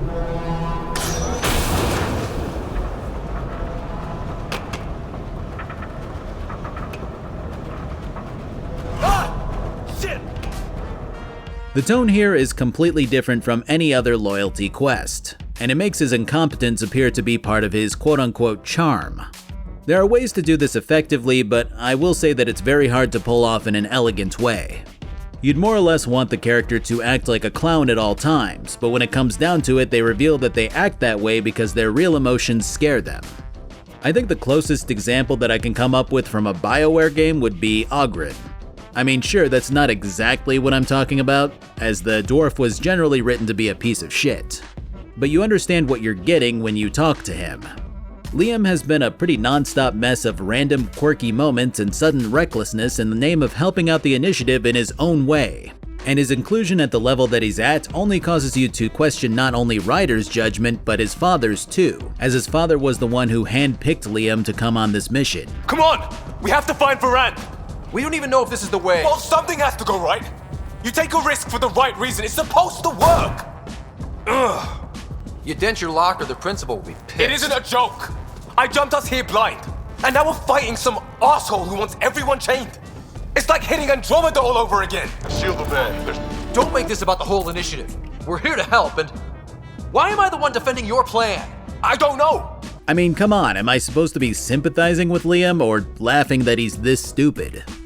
Anyways, some settlers that Liam called for help actually show up to bail him out of literally getting both himself and Ryder killed. I guess it'd be hard for him to learn a lesson if he died, but something tells me that he won't anyway.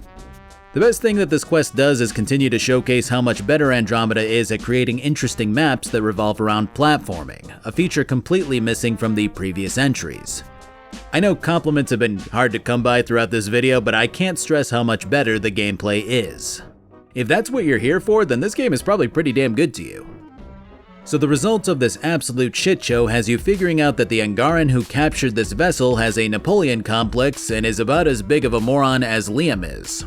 He salvaged this wreck of a Ket ship, didn't realize that it needed as much work as it did to stay afloat, and then began capturing any and all people that he could to work on it. So instead of Liam facing actual consequences for his moronic decision-making, he happened to get an enemy who couldn't properly capitalize off of it. We wind up fighting through quite a few tougher battles, and then that's it. Liam, next time, let's just do cards. I'm too old for this shit. Here comes the writers to hammer home their magnum opus. Liam admits that everything that he just did was stupid and that he needs to be more careful with his risk-taking in the future.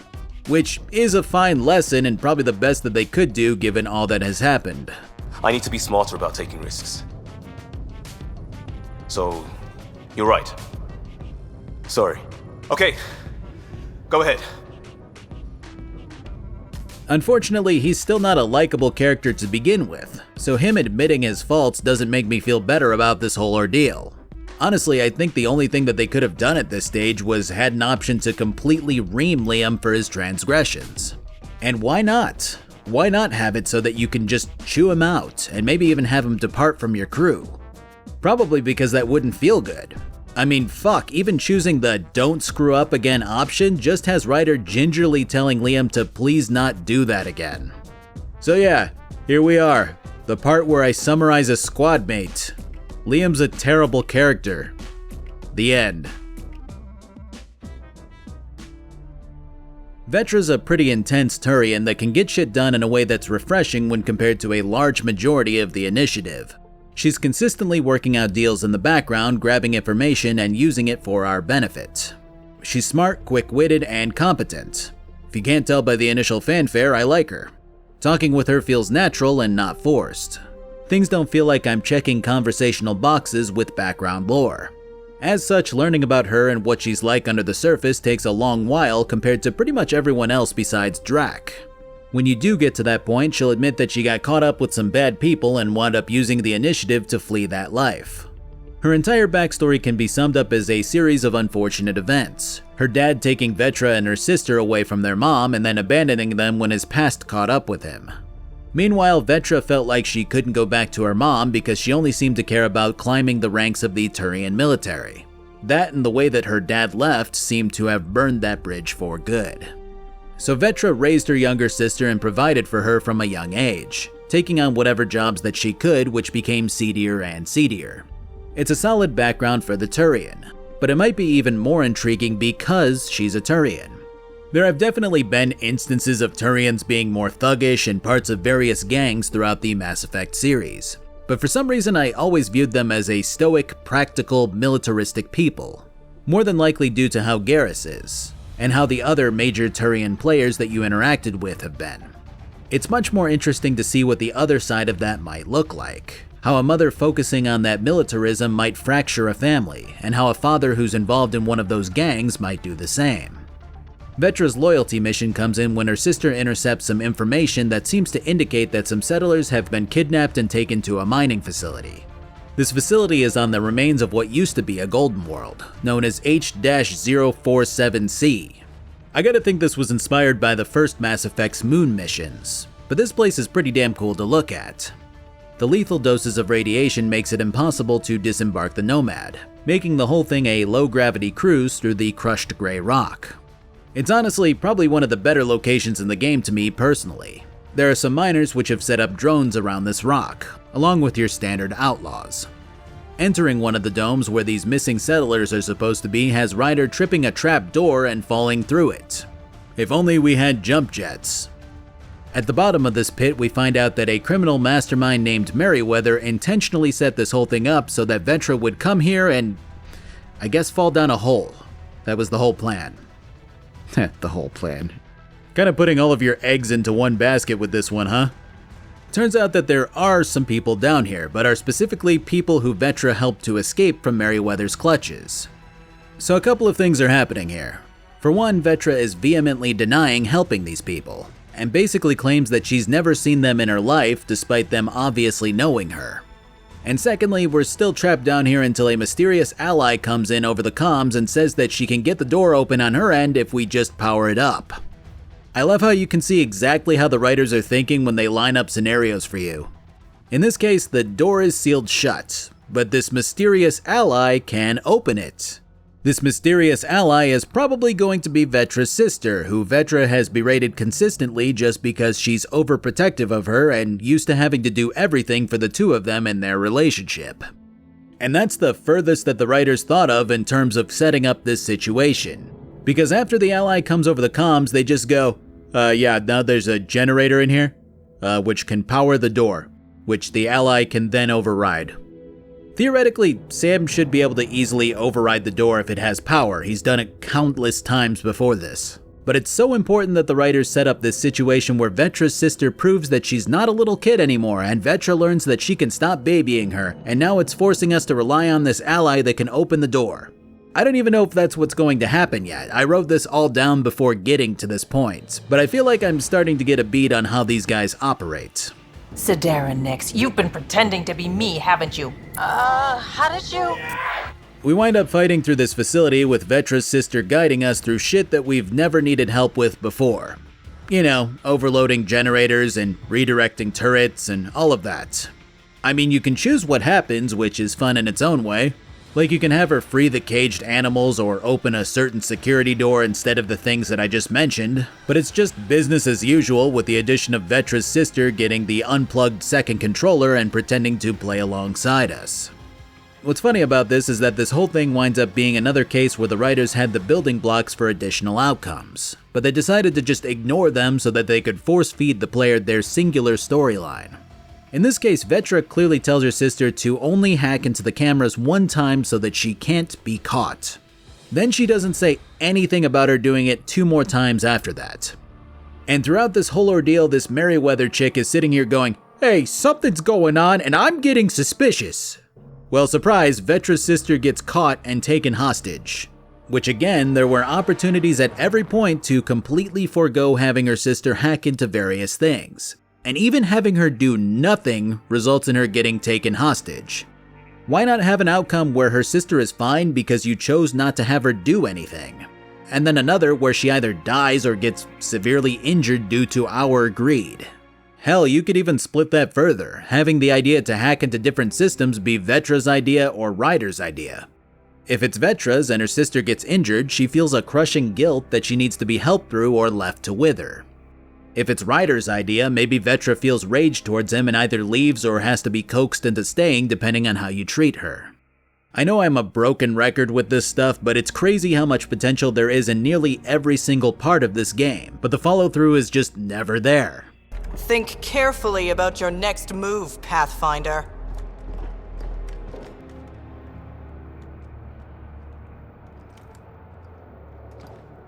In a world with no biotic powers, one man must surrender his only offensive weapon. Also, I feel like this game's voice acting ranges from, that was pretty good, to, You want your rat veteran nicks? You come to me. Help! Get them! Kill all of them! You gotta admit that help was a work of art though. VA thought she was casting for a Sonic the Hedgehog game. Anyways, we save the sister, Vetra scolds her, we go back to the ship, Vetra has the moment that we all knew what was coming and admits that she just didn't want her sister involved in this dangerous shit for as long as possible. Honestly, the predictability made me feel like a good portion of what started as a strong character was squandered for a very Hallmark movie moment. Which is unfortunate because she's still not a bad character overall, and actually does exactly what Cora and Liam needed to do in order to not turn out as poorly as they did. She's engaging, interesting to talk to before her loyalty mission, and has a solid background that doesn't involve annoying the shit out of you. Plus she's like 7 feet tall, so if you're into that, you can romance her. And this fucking scenes where you're romancing, I mean, there's no skin shown. I mean, who knows what a Turian looks underneath all that, but she fucking dwarfs Ryder. She makes him look like a fucking teddy bear toy. She like picks him up and it's like, dude, what the fuck? You know, like when everybody was going crazy for Lady D from Resident Evil 8? Same fucking concept. So if you're into that, she's your girl. Oh yeah, I'm analyzing a character. Which does soften the blow at the end to still make her solid.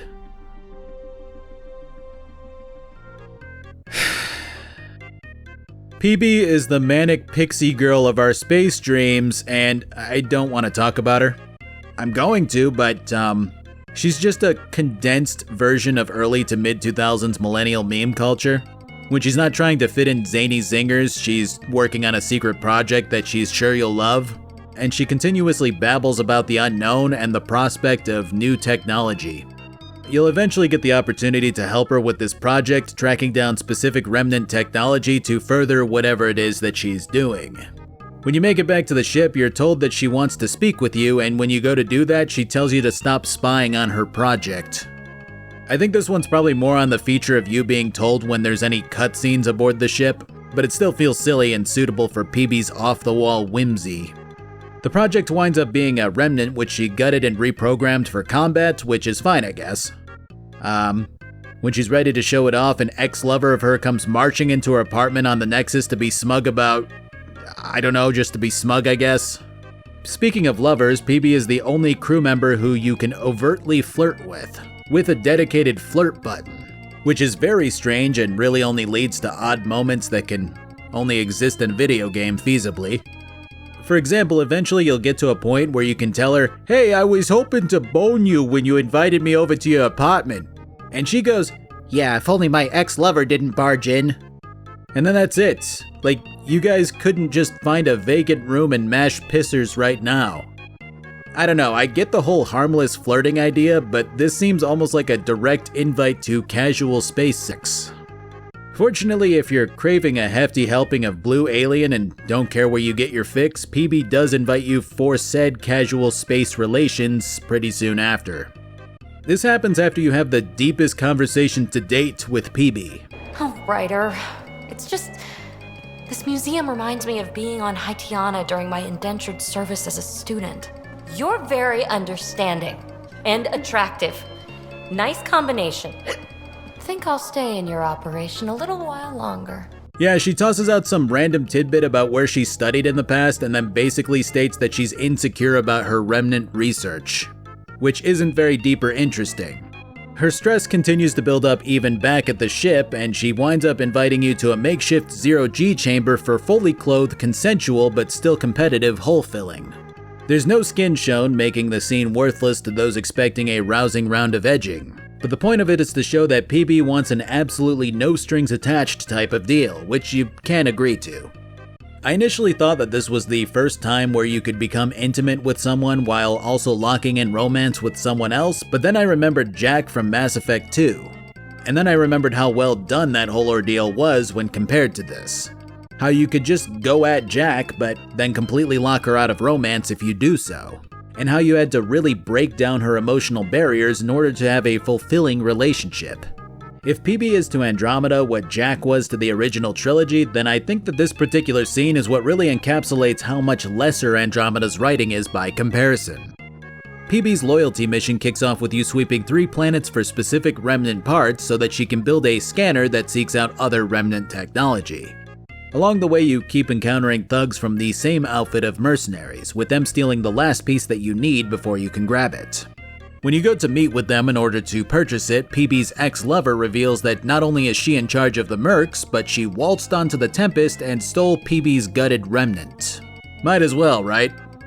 When we finally track down where her ex-lover stashed this remnant, retrieving it is as simple as repeating the process, waltzing in and taking it back from the makeshift lab that it was left behind in. This is the setup for the final bit, her ex planting a tracking chip or whatever into the bot for later. Now PB is sitting here ruminating on her old feelings for her ex, and we have to listen to that. The final thing that all of this leads to is PB getting excited about discovering what she describes as a chunk of raw remnant programming technology, a veritable wild card in terms of potential. Tracking the signal leads you to an active volcano on the cusp of the system. The pilot of the Tempest makes it... is he the pilot? This guy of the Tempest makes it clear that it's going to be difficult to find a safe landing spot and begins working out the logistics. Actually, could you come here, please? My place. Straight away? What's this about? Calla won't find a safe place to land the Tempest.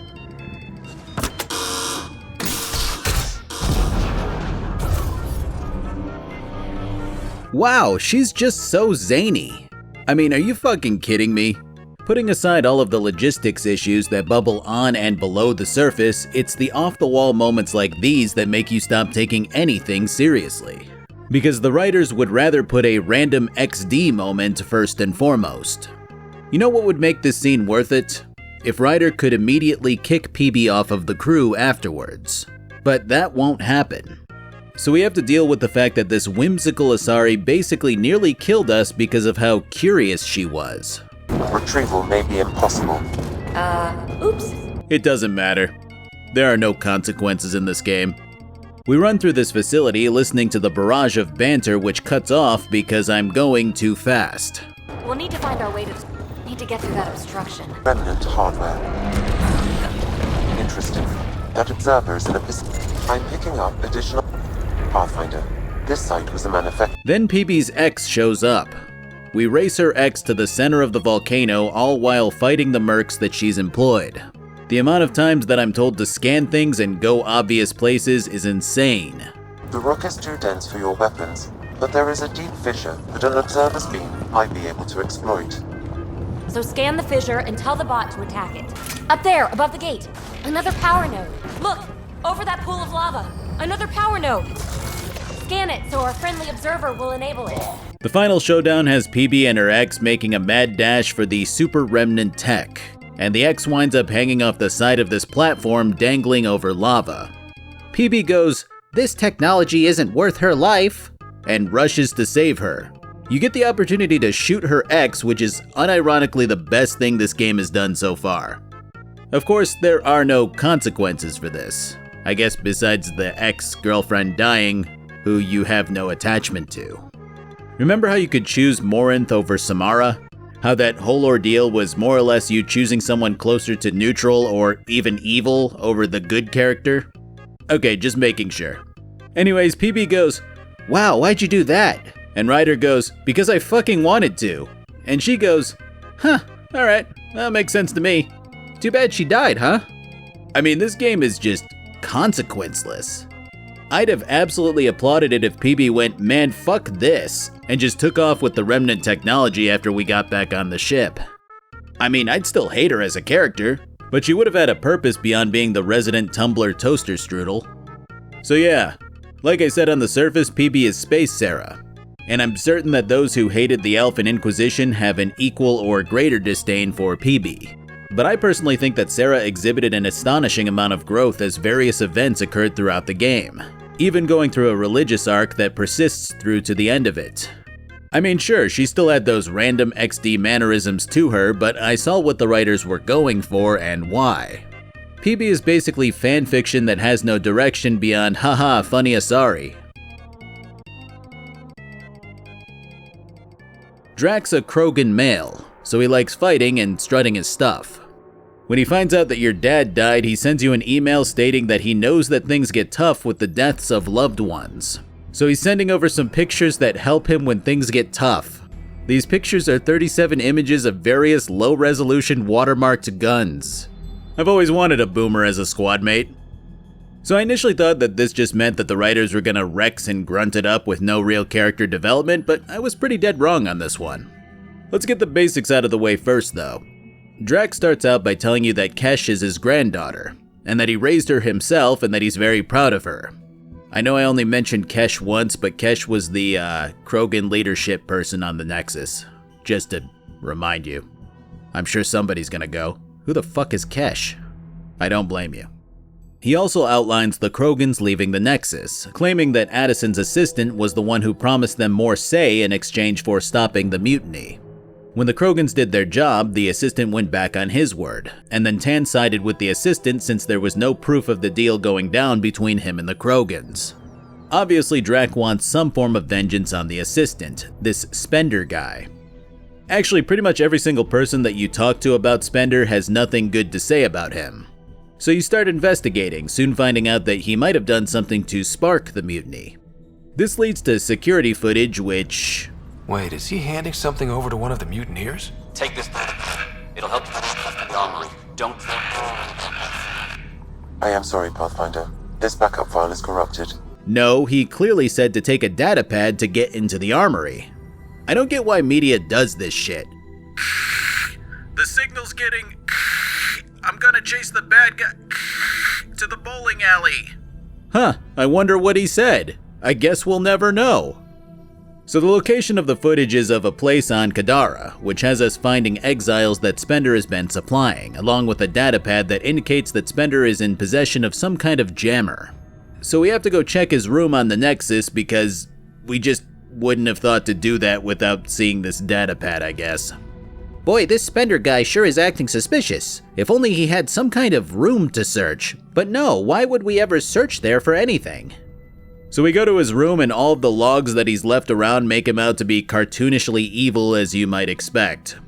We find this jammer and bring it back to the comms officer on the ship, who freaks out and claims that jammers are illegal because they can help someone to get through the Nexus's firewalls and the like. This ends this particular quest and begins another, where you track down and recover a stolen shuttle with all of the seeds needed to grow crops for the Krogans on their settlement of New Tachanka. This has us traveling to another desert planet known as Aladdin. Aladdin? Eladin, it's Eladin, I remember. This has us traveling to another desert planet known as Eladin, which I found to be a bit strange. After Eos, you'd think they would have had something else. As things stand, we have desert, jungle, Iceland, Badlands, desert. I kind of expected swamp, but no one consulted Miyazaki, I guess. Also, Sam mentions that the planet is tidally locked between another moon and the gas giant here, meaning that it's always daytime on one side of the planet and always night on the other. I'm pretty sure Eladin would have had to have been locked with the star here for that to occur, but I'm no astronomer. Regardless, this place is beautiful, really fun to look at and travel through. But then you start talking to people and finding objectives. I came to this galaxy to die on a new frontier. I'm happy to impart my last bit of wisdom. I would be honored. Knowledge is power, Pathfinder. We brought the best of what the Milky Way could offer. You have the means to make all this better. So use your resources to study and decipher what's here. Grow from it. Build more efficient, powerful tools. Build the future. That is all. Did this guy just tell me absolutely nothing? It'd be one thing if Ryder responded with a, thanks for nothing. But something tells me that this Krogan was supposed to be written to sound really wise. So this whole trip was you getting the lay of the land, but the objective is just you talking to a guy so that you can begin the quest to save the seed shuttle. And this is probably where the game shines much more than it has. The moon that you infiltrate contains a mining operation headed by Spender's contact and the rebels who were kicked off of the Nexus. You fight through the area while learning that there's an egghead Krogan named Vorn who's been hiding in one of the shipping containers after he got nabbed along with the seed shuttle. As Drac puts it, Vorn is the best hope at a future out in Andromeda for their race due to the knowledge that he has about growing these seeds. At one point, Drac has to make a decision between chasing the shuttle which begins to take off from the mining facility or to save Vorn, of which he chooses the latter. This is where Drac's typical Krogan attitude starts to really give away to something more. He's not just some grizzled old veteran, he's got a heart that beats for his people and yearns for them to thrive. And you can make that argument about Rex as well. But Drac specifically cares more about individuals and puts them above himself constantly. Whereas Rex was more self-important and saw himself as the future of his people, Drac views himself as utterly expendable, something that Vorn tries to convey to him. I guess a final example comparing Rex and Vorn would be that, I think that Rex would have chosen to pursue the seed shuttle and would claim that he would just force some Asari or Solarian to figure out how to get the crops to grow. Either way, this mission is great, and comes packed with your fun Krogan moments as you might hope. We're gonna destroy everything you care about. There's only one thing getting destroyed here today, and that's you. And this place. And also your boss. And probably your entire crew. So a lot of things are getting destroyed here, actually, and all of them are yours!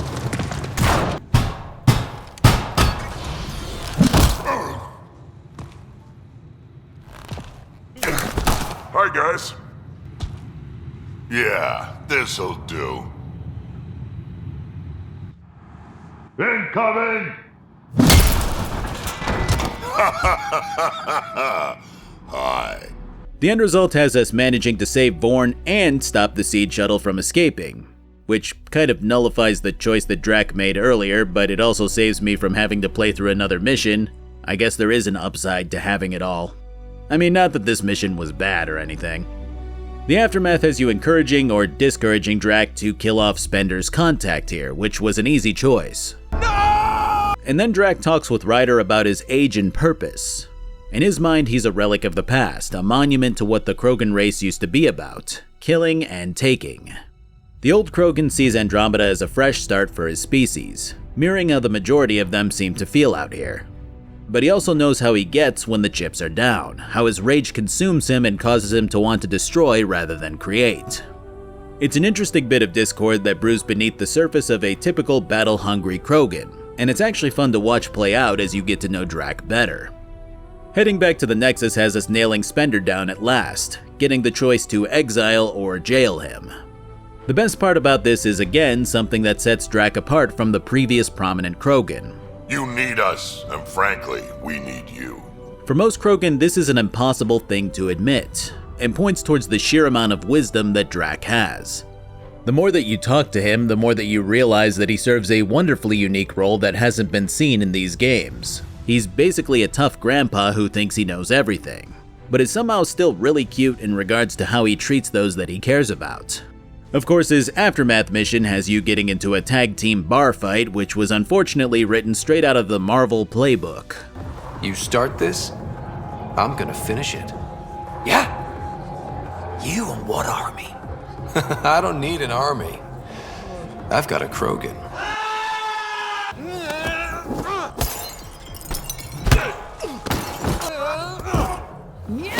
I'm getting too old for this shit. Still, Drac is easily the best squad mate in terms of character development, exceeding expectations and delivering a fun narrative. Much like Javik, I was initially more interested in the Angaran species that Jal is rather than Jal himself. Personality-wise, he seems to be a nice guy, likes to tinker with different weapons and the like, used to be interested in scientific research. You get it. I'm making gifts for everyone. I have a list. Gifts? Do Turians like poetry? For Vetra, I'm writing a poem and engraving it on... I'm not sure yet. He explains that his species is a very emotional one, claiming that he has a harder time hiding his feelings than proclaiming them outright. But then when it's time to quiz him further about himself, he just goes, I'm not telling you shit until I trust you more. Which honestly is probably one of the most refreshing traits in a brand new squad member I've ever seen. It makes complete sense for someone from a species who's been hunted by other aliens to not immediately buddy up to you, even though he seems to want to a degree. it actually does a fair amount to make up for the initial Angaran welcome that we got when we showed up and were allowed to help from the get-go. When you do eventually get to start quizzing the guy about his species, he's like, "Fuck if I know how I work. Do I look like a biologist?" That's disappointing. No biology at all? How do your eyeballs work? Well, you have your rods and your cones, and the rods see... Okay, I get your point. Alright, I guess Ryder isn't a biologist either. Like me. I'm a biologist now. The rest of Jaal's answers are a little more detailed, but not enough to really make me care about the Angara as a species, if that makes any sense. I know initially I was interested in it, but as time went on I kind of lost that interest. I think the allure of the Protheans was that they were always talked about as this mysterious species filled with crazy advancements that dwarfed our current state of technology. Their consistent mention really helped to drive that curiosity, making me want to know a lot more. As things stand, Jaal will talk about how he's not sure what he wants in life, how Angaran families are gigantic due to how they tend to have a whole village pitch in to raise children, and how they constantly try to improve their current situation rather than improve the future. Which is the same thing, but I guess they focus on things differently is the point of that. But the bigger issue I have with this line of questioning is that all of these options are simply Ryder going, "Okay, now tell me about religion." And Jaal responds with a long bout of exposition that raises more questions as the player. And there are no follow-up questions from Ryder, besides one single question about Jaal's view of the Moshae. And that question involves tactlessly asking about whether Jaal is into her. She's beloved. I love her. Really? So one of those professor-student things? No, not that way. Moshae Sefer is 115 of your years old. Ah, a gagilf. After the Moshae rescue operation, Jaal is obviously distraught over his people being turned into Ket. His main issue with it seems to be more about the amount of Ket that he's killed without knowing their origin, feeling as though he's been killing his brethren this entire time. Later on, you can have the ship's doctor take a look and analyze a Ket's body to figure out its composition. Her conclusion is that an Angaran body has no real bearing on what a Ket body becomes, that there's only a trace amount of Angara DNA remaining inside a Ket, and that they seem to have perfected this process of mixing DNA over the course of centuries. Jaal still wants to turn them back into Angara, and continues to hope that this is a possibility, which does seem like an accurate emotion for a race that's described as overly emotional. My problem is that while Jaal has described the Angara as an emotional people, it seems like all of its leaders and heroes are pretty stoic and more logical, which is actually a great bit of flavor if that's the case. If the Angara people tend to be super emotional and wear those emotions on their sleeves, then maybe the ones who are able to keep their emotions in check would naturally become leaders. The issue is that every Angara that I've personally met have pretty much all been very typical with their emotions. The way that Jaal describes them has you thinking that they're going to be these very bold, larger-than-life, almost manic at times people. But that just hasn't been the case in Ryder's experience, even with random merchants and civilians on Aya, making me feel as though the writing again whiffed a bit on this particular detail. I actually think it would have been fun to witness a culture where the social media is just cranked to 11, where the boldest and most jarring behavior is the norm. And then you could even twist that another way, making it so that Angaran culture is so zany that very toned down and boring media is now all of the rage just due to how different it is. Like Angaran YouTube would just be videos of someone filing taxes, or painting a wall, or talking about video games for hours straight. I don't know, new races and games hardly ever show off what they might do socially beyond a fun little trivia fact that comes up in random conversation. And I feel like the Angara had the roots to become something truly unique and special, even if they got to be annoying overall. Eventually you get to understand Jaal a little more when he opens up to you about how he's really feeling, giving you insight into how he feels inferior when compared to his siblings and cousins. He explains that although he's accomplished much, he doesn't feel like he stacks up to the others around him and the pressure that his society has heaped on him. And that's a great bit of writing. But much like a lot of this game, this seems to be almost like a box to check for the story.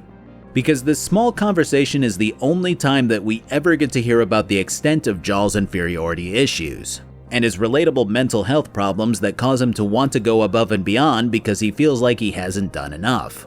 If this had been a recurring theme, something that Jaal works through and overcomes, then that's a great plot point for his character. But what happens is that Jaal will eventually get offered advancement in the Angaran Resistance, and then suddenly his inferiority complex is gone. Now mind you, Jaal was already a high-ranking member of the Resistance, one who had participated in a critical raid on a Ket base and emerged victorious. So when he starts going on about being insecure, it seems like a mental block indicative of something deeper. But it turns out that he just needed to be offered to be put in charge of a covert ops squad in order to get over it.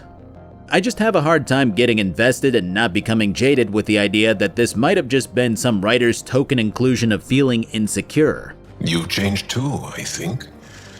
More open, like a true Angara. Perfect. This is only exacerbated by the next topic that Jaal tells you about, outlining his first love interest who seemed to be quite a bit older than him. He explains that he was really young, and that she kissed him and he was smitten with her after that. Then his older brother came back from the Resistance and she fell in love with his brother instead. Jaal wound up becoming the brother-in-law of the woman that he loved. This is a whole other issue that would almost certainly lead to quite a few psychological issues in the realm of love and relationship formation, but it's never mentioned again. You have to see her every day? No. They were taken by the Ket. Their children survived. Alright, no further questions.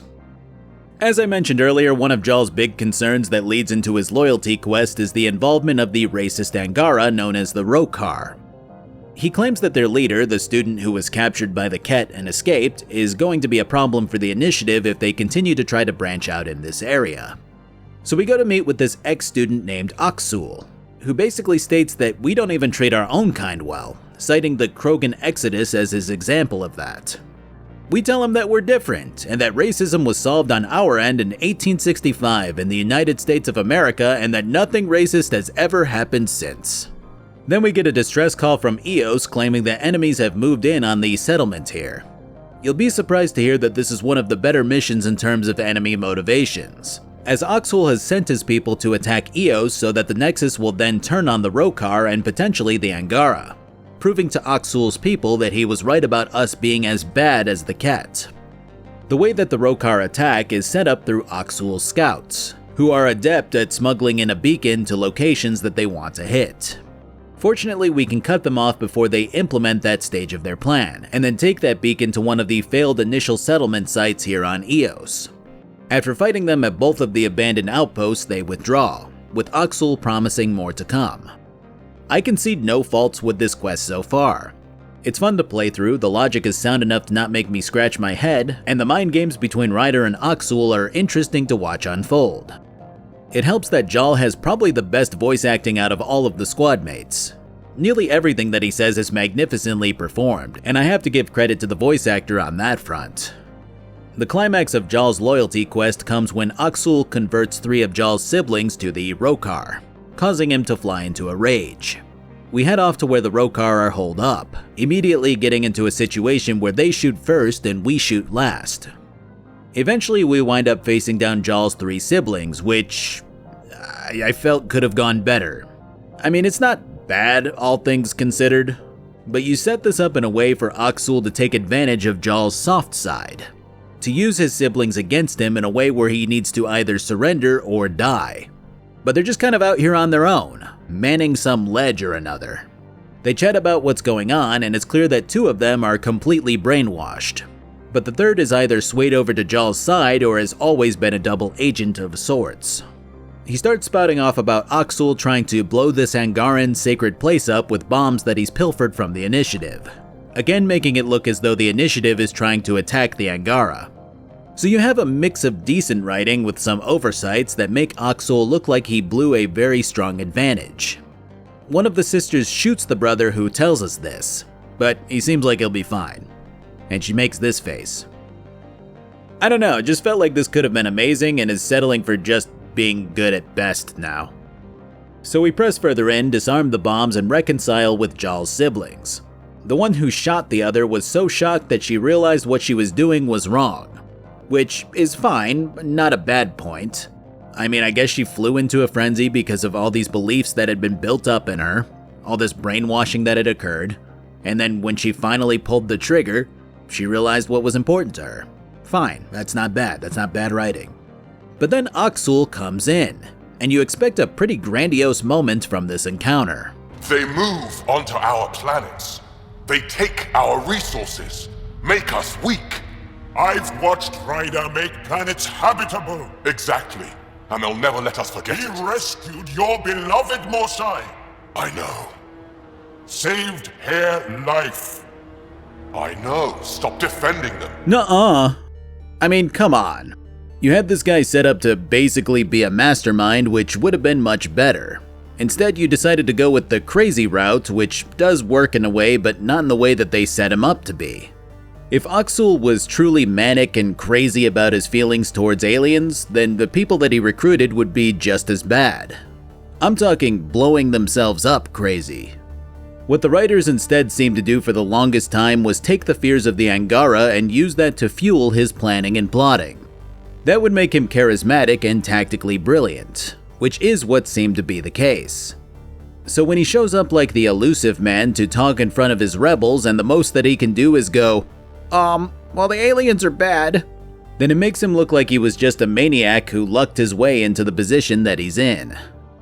The apex of this showdown has Oxul threatening to shoot Jal, and you get the opportunity to either kill the rebel on the spot or to just let him shoot your squad mate. Again, the amount of respect that I'd have if he actually just straight up killed Jal. But no, he grazes your friend and then everyone looks at him like, wow dude, I can't believe this guy. Man, no more racism for me, this guy is nuts. I can only witness the ball being dropped so many times. I'd make a Detroit Lions joke, but we just had a great season, and we're about to go to the Super Bowl, baby. So yeah, we won.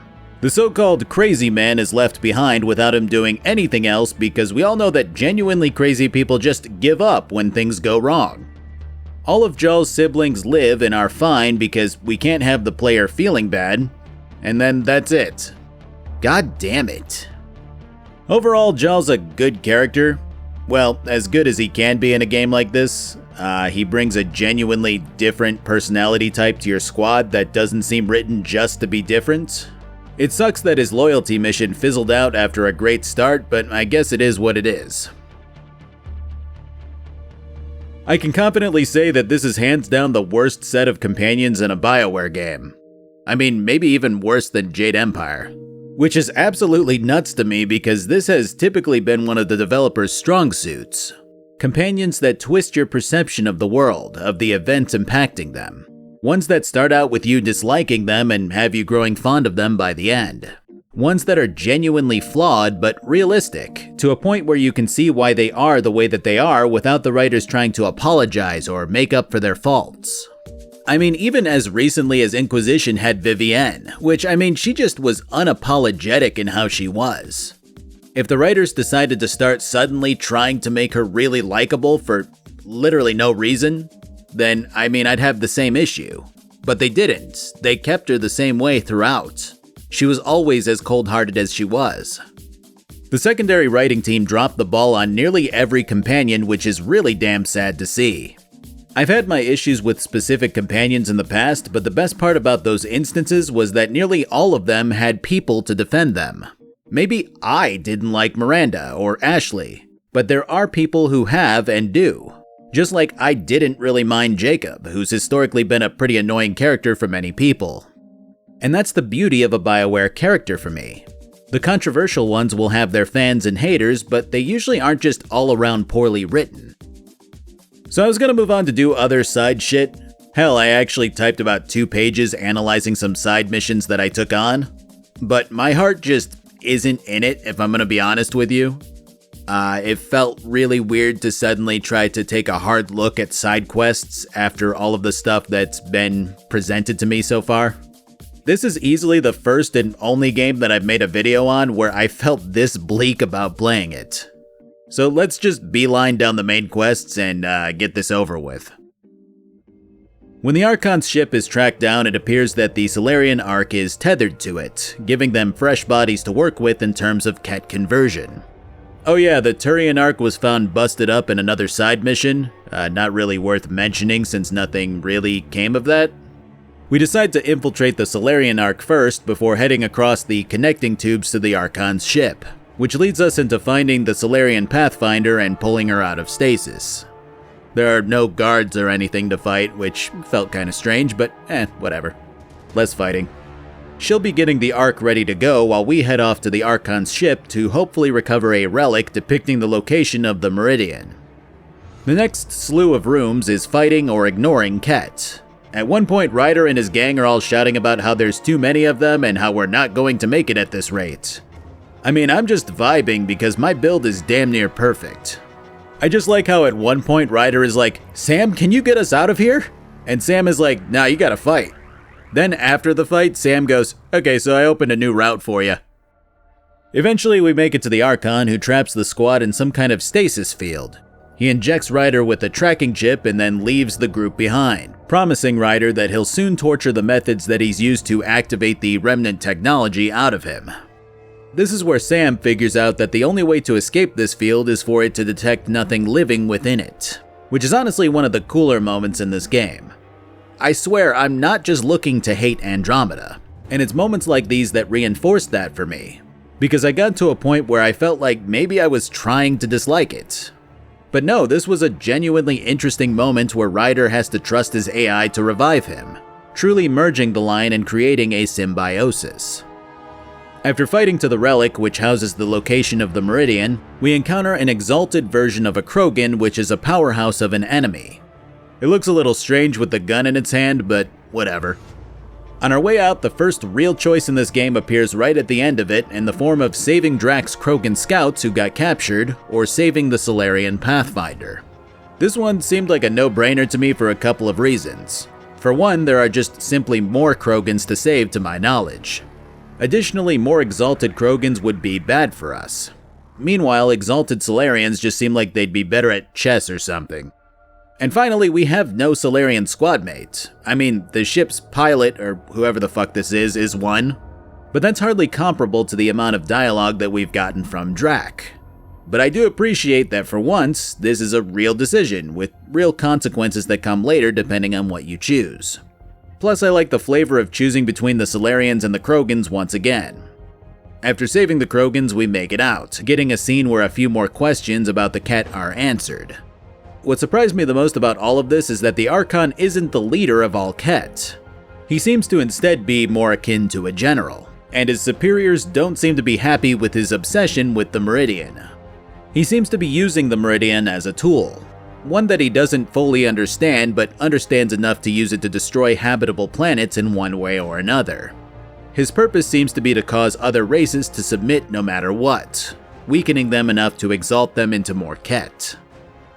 Finally, we find out that the Archon saw and recorded all of Ryder's memories that flashed before his eyes when he died and revived, though we don't know what he can do with those yet. I find it weird that Ryder is told immediately afterwards that the Archon has access to those memories. Most writers would only want the player to know that, saving the big reveal to the main character for something exceedingly sinister with no chance that he'd be able to adapt to it. I guess we'll see. Regrouping at the Nexus has the same doubt about the Meridian playing out on our end, seeing as no one knows what it does yet. Ryder's sister finally wakes up from her big nap and what can be described as a heartwarming scene plays out. I guess. I don't care about Sister Ryder, but she seems to be doing fine all things considered. The problem now is that the Nexus leadership just doesn't want to keep messing with the Archon or the Meridian like this. Which, I mean, I kind of get that. The scientists, on the other hand, are down to go behind their backs, the theme of recklessness being rewarded continuing to trend in this game. Because I mean, there probably aren't going to be repercussions for this, I imagine. Kinda makes the whole ordeals with both Liam and PB seem completely normal when Ryder is willing to disobey his superiors also. The plan that the science team cooks up is to amplify the Tempest signal to make it seem like there are a fuckload of Tempest ships approaching the Meridian, buying us enough time to access it while the Ket scramble to find the correct one. Before integrating that, there are a few more points of order regarding the squad. First off, PB does apologize in an email for what she did, denoting quite a bit of growth in her character. Which was a nice enough gesture, I guess. It's little bits like this that make me think that maybe if Andromeda had gotten a sequel, the potential for these people to evolve into something more is pretty high. Secondly, Drac hits you with some of the most heartbreaking shit you'd never expect from this game. The long and short of it is that he's an old-ass Krogan with 1,000+ years of combat experience, and that he wound up getting assaulted by a maniac wielding a box of grenades and lost quite a bit of functionality in his limbs, nerves, and so on. Everything hurt. A lot. All the time. No purpose to anything. How did you deal with it? I didn't. I fell right into that pit. Almost. But then some shaman shows up, drops the tiniest little baby girl in my lap. I mean, come on, I love this guy. The rest of the squad all have things that they want to show you or talk to you about, but nothing that really seemed super important or impactful to their development. So that's all I really have to say about them for now. The big assault on the Meridian goes off without a hitch for the first chunk. There are Ket and Remnant everywhere, fighting it out with you in the middle. Pressing further in reveals that the Meridian created the Scourge when something went awry during some experimentation or another. This experimentation also seemed to encompass the creation of the Angara, which we find the blueprints for closer towards the center of this big-ass structure. So not only are the Ket created from the Angara partially, the Angara were created by the Remnant. We've gotten to a point where I don't have a super strong opinion on the writing here. I mean, this part has generally been a pretty positive experience, though I do feel like that if the rest of the game had been stellar, then this would have been a very good plot point. I think what needed to happen was a bigger elaboration on how young the Angara seem to be as a race, and how their history only seems to extend back a couple of 100 years. That has been implied a few times, but it was never something that the writers seemed to care about enough to really make a big show of. Though it's quite possible that this was just something that I missed with the amount that I skipped in my playthrough, and I will totally take the fall for that if that's the case. But even if that did happen, then maybe it should have been part of the main plot. Either way, we discovered that this whole area is actually a Remnant city, and the Remnant's creators were known as the Jardan. This is clearly another round of setting up a mysterious alien race akin to the Protheans in the original trilogy. Though with how poorly Andromeda was received, we'll likely never know what the Jardan were about, what they look like, and so on. It's a bit of a shame, but maybe it's for the best at this point. Well, the logs here indicate that the Jardan were fighting some enemy or another before they had to abandon everything and hope for the best, which is exactly how the Protheans were set up with the Reaper invasion. The main takeaway for now is that the Jardan wound up ejecting the Meridian's engine, which is what's necessary for this city to function properly, and is the true source of power that we need to hunt down in order to eviscerate the Ket once and for all, or at least this chunk of Ket. At this point, the Ket invade and just start wholesale firing on the Remnant city, which I thought was really weird. Because before this, they seemed to value the Meridian so much that I assumed that they wanted to keep it intact. But I guess 3 members of the initiative is enough for them to get desperate. We wind up turning on the city's defenses, resulting in one of the cooler cutscenes in the game. Once we're done blasting the Ket away, their main forces retreat and we head back to the Tempest. Of course, we're greeted by Director Tan, who goes, "Hey, I know that you defied our direct orders, but yay, you were right. Good job, buddy." I'm not surprised in the slightest, but it still somehow causes me to scoff. So the issue now is that although the true Meridian was fired off on a relatively predictable trajectory, the Scourge has likely interfered with it to a point where we can't be sure where it went. Fortunately, we probed this galaxy before heading off to it, so we have imagery of it to compare to what's out there now. We wind up gathering more data from various parts of the Scourge and put it all together at the Jardan city in order to send ships along the path that the engine likely took. And that's when all hell breaks loose. The Archon reveals that the memories that he took from Ryder has allowed him to discover the location of the Nexus along with his sister, who has an identical SAM implant. And now that Ryder has revealed the connection of the Meridian, the Archon severs his connection to Sam, more or less killing him. This was actually a great twist that leads into the Ket attacking the Arch-Hyperion, causing you to now pilot Ryder's sister as she fights to get to the control unit that will re-establish a link between Sam and Ryder. As with every good moment in this game, I do think that this could have been so much more. Had you taken the time to really foster a connection between the player and their sibling, I'd find myself caring more about the sister's potential sacrifice here. Had you taken the time to explore the Archon a bit more, show me what he's about and what he's capable of, then I wouldn't have to be blindly trusting that this device that he injected into Ryder had this severing capability. Regardless, this whole block of scenes is done pretty damn well. It's emotional, intriguing, and the first time that I felt any sort of malice towards the main villain of the game. Which does say something about how they wrote the guy, but we'll get to that in a moment. I just wish that all of this didn't rely on Sam going, "Hey, this guy injected you with something," and Ryder going, "Huh, well, hopefully nothing bad." Speaking of bad, I think the game is collapsing in on itself in these final moments like a black hole of game design. We need to get back. This. If he takes Meridian, he'll destroy worlds. Starting with Eos. He thinks he's won. Stop ship, kill Jerk. With what? Maybe we're outgunned, but there's always a way.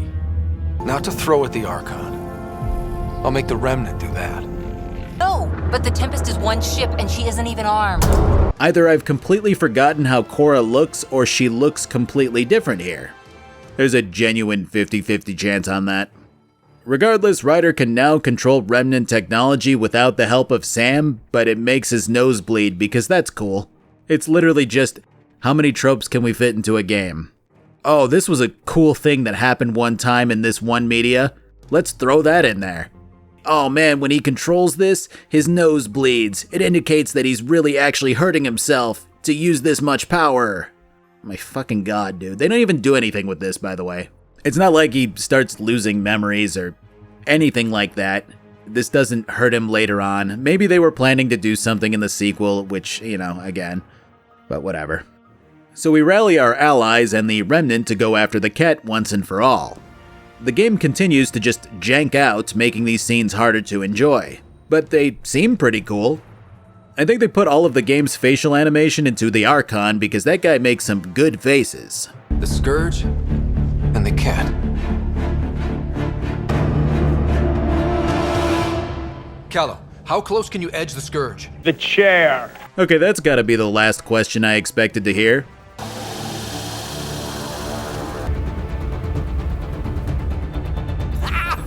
And the chair. After a rousing round of edging, we make it to the Meridian's core, which is it's just Halo. This is Halo. Halo's inside this. The Archon's slapping your twin around like she owes him rent, but you know that she won't die because these guys are afraid of creating a good plot point. So you hop aboard the Warthog and take a leisurely low-stakes drive to where the control center of this thing is. You get to hear from and see all of the people that you've chosen to help out or were required to help out throughout your playthrough, but I don't think they affect much beyond that. I didn't see any enhanced Krogans, so I'm pretty sure that the decision we made actually affected gameplay. Whoa, energy spike. The Archon is doing something in there. Standing by. Sarah may need attention. The fight in is a lot more of the same, but with your various allies coming to help fight alongside you, which is nice, I suppose. At one point we get a break to watch the Ark Hyperion break off from the Ket fleet somehow and then just smash into the ground here.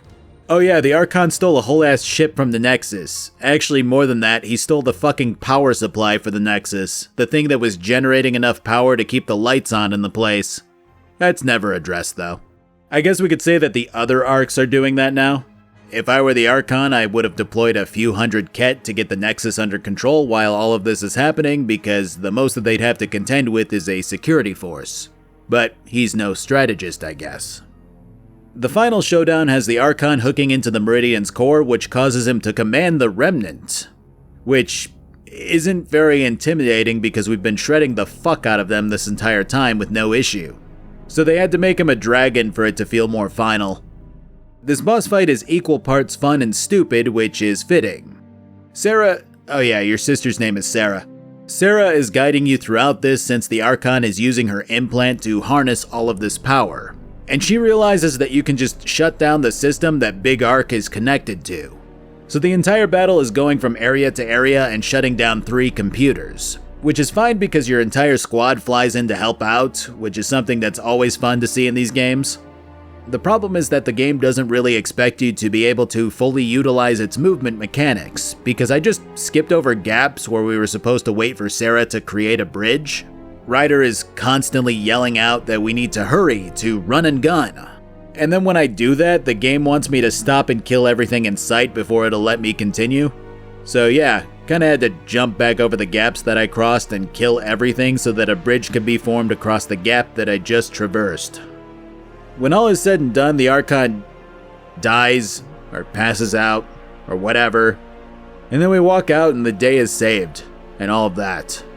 I've never seen a game allow you to speed up its credits so fast that you can't read them, but I guess, anything to get this shit over with. Wanna ditch these losers? I don't think I've ever felt more relieved to finish a video game before. Mass Effect Andromeda is an unpolished gem, but if it were polished, it'd likely be a chunk of quartz that you find at the mall in one of those stores that sell shit for weird people. There are a lot of good moments and ideas. The Ket's etymology was a really big one for me. The mechanics are solid for a BioWare game and made me really feel like I had the tools to explore and discover. And if that was all I needed to enjoy a story-driven RPG, then hey, it's a pretty decent game. The problem is that I just didn't have the drive to engage in that exploration due to how lackluster a lot of the writing was. I can tell you right now this game would have thrived in 2010-ish, right around the time when open world exploration was starting to boom in games. I mean, Breath of the Wild released about 2 weeks before Andromeda did, and that game's story was literally generic Zelda storytelling. But it excelled because people don't play Zelda for the story. That and it didn't have a fuckload of bugs, but you know, whatever. People do play Mass Effect for the story. If this game had stripped away its Mass Effect roots and had been its own thing, then I feel like I would have liked it a lot more. But even with that, the writing would have been a hard sell for a BioWare game.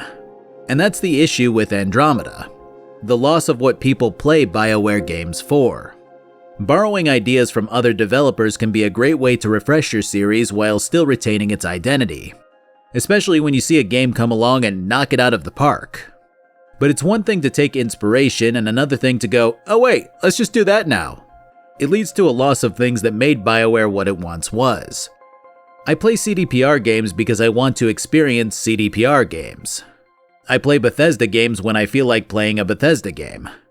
And I play older BioWare games because they're older BioWare games and not much else is like them. Could I suddenly make a video on my channel where I create a meme montage of epic gamer moments and loud noises? Probably. Would it be successful? Maybe. But it's not what people watch me for. Taking what's popular can work, but it might not always be what your fanbase that you've cultivated for years wants to see from you. Experimenting is fine, but if you lose sight of the moments that made you the company that people grew up with, then it only hinders your games. There are tons of little things that I didn't even mention about this game that just aren't good. Facial animations are stiff and horrible. Movement animations aren't much better. Sam will constantly remind you that it's hot or cold or radioactive or whatever as you zip into and out of safer pockets on planets.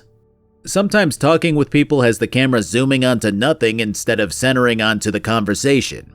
When you load into an area after fast traveling or even load up the game from the main menu, conversations will start before you even fully load in, causing the first 2 or 3 words to get cut off. Enemy AI ranges from functional to completely unresponsive, to a point where I could just stand in front of an enemy taking cover and just watch them while I reload. And all of this stuff sucks, but there was so much actual shit to complain about that I didn't even really bother making a big deal out of these points. So let me try to narrow this down to the biggest 3 issues that I had with Andromeda. First up is a general lack of focus. This game is so good at coming up with big, bold ideas, but then not taking the time to actually help you understand the details that would make those ideas stick. The Angara and the Ket are easily the biggest examples of this. You take 2 new races and reveal some pretty out there facts about them. That they're related in a way that the Ket kidnapped the Angara and other races to create more Ket. That the Angara are a young race that are especially free with their emotions. But you never actually take the time to give examples to help pad those ideas. With the Ket, you can argue that they were being saved for a later game like the Protheans, or more accurately, the Reapers. But here's the difference. Mass Effect 1 could still stand on its own. Yes, it had intrigue enough to persist to other games, but you didn't feel like you needed to know about these entities in order to fully enjoy the game. The Ket are so involved in Andromeda that it felt like a more thorough explanation on their origin was a requirement to completely contextualize their actions. This is especially true when there's a single cutscene depicting the structure of the Ket, showing that the Archon isn't the big boss as much as he's a regular boss within their ranks. If you're not going to expand on that further, then remove the cutscene and have the player think that the Archon is basically the Emperor of the Ket. With the Angara, you're told a bunch of stuff about them, but there's never enough intermittent conversation to witness examples of the behavior that they supposedly exude. And then revealing that they've been created semi-recently by the Jardan is something that you just have to accept because there will never be any elaboration on the details of that. I personally think that you should never pepper the players with concepts that you plan to expand on in later games unless the game that you're working on is an established sequel that has proven to be in high demand. And that's the problem. The writers did think that this was the case when they were writing this game. They were banking on the idea that Andromeda would be successful, that they were writing for an established franchise that had room to include vague notions that would be expanded on later. Had they tightened things up and focused on the main ideas, then maybe they would have had that chance to start teasing players with unexplained lore later. Second up in my big three issues is a lack of consequences. Andromeda is a poster child for games that want the player to never feel bad in any way, and this quirkiness over realism style of approach absolutely drains the game of charisma over time. The amount of times where this game will insert you into an absurd situation where you should suffer some sort of penalty is unparalleled, and yet nothing bad ever seems to happen that doesn't get fixed or written off later. The beauty of even the first Mass Effect was that there were moments where you could lose people due to your choices, that if someone does something especially stupid, they tend to pay for it later. I'll never understand how the B writing team was comprised of giant Mass Effect fans, and yet they seem to be afraid to hurt anyone that they deem to be important to Ryder. There's never a moment where you're actively choosing to hurt your squad in order to benefit someone or something else. Say what you want about Ashley and Kaidan, you can choose to sacrifice either of them and then later stand against them despite the time that you spent together. You could reinforce Jack's general outlook on life, or turn it around. You could choose one species over another multiple times, only getting the opportunities to save both sides if you've put in the groundwork to do so. There's nothing like any of that in this game. Even the potential conflicts that the writers did come up with never really bear fruit in terms of real consequences. The biggest example of this to me was the lack of exploration of the topic of what if humans and AI coexisted. The writers never truly take the time to flesh that out beyond the occasional wariness of others towards Sam. There is a side quest that I did that involved a whole outfit of anti-AI hackers who have relevant concerns about AI, but wind up being extremists, so their entire point is disregarded by the main cast. And this idea that seems to be in your face at first kind of fades into the backdrop instead of the writers cooking up something exceptional. Here's a minor Baldur's Gate 3 spoiler for comparison, so skip ahead like 15 seconds if you care about that.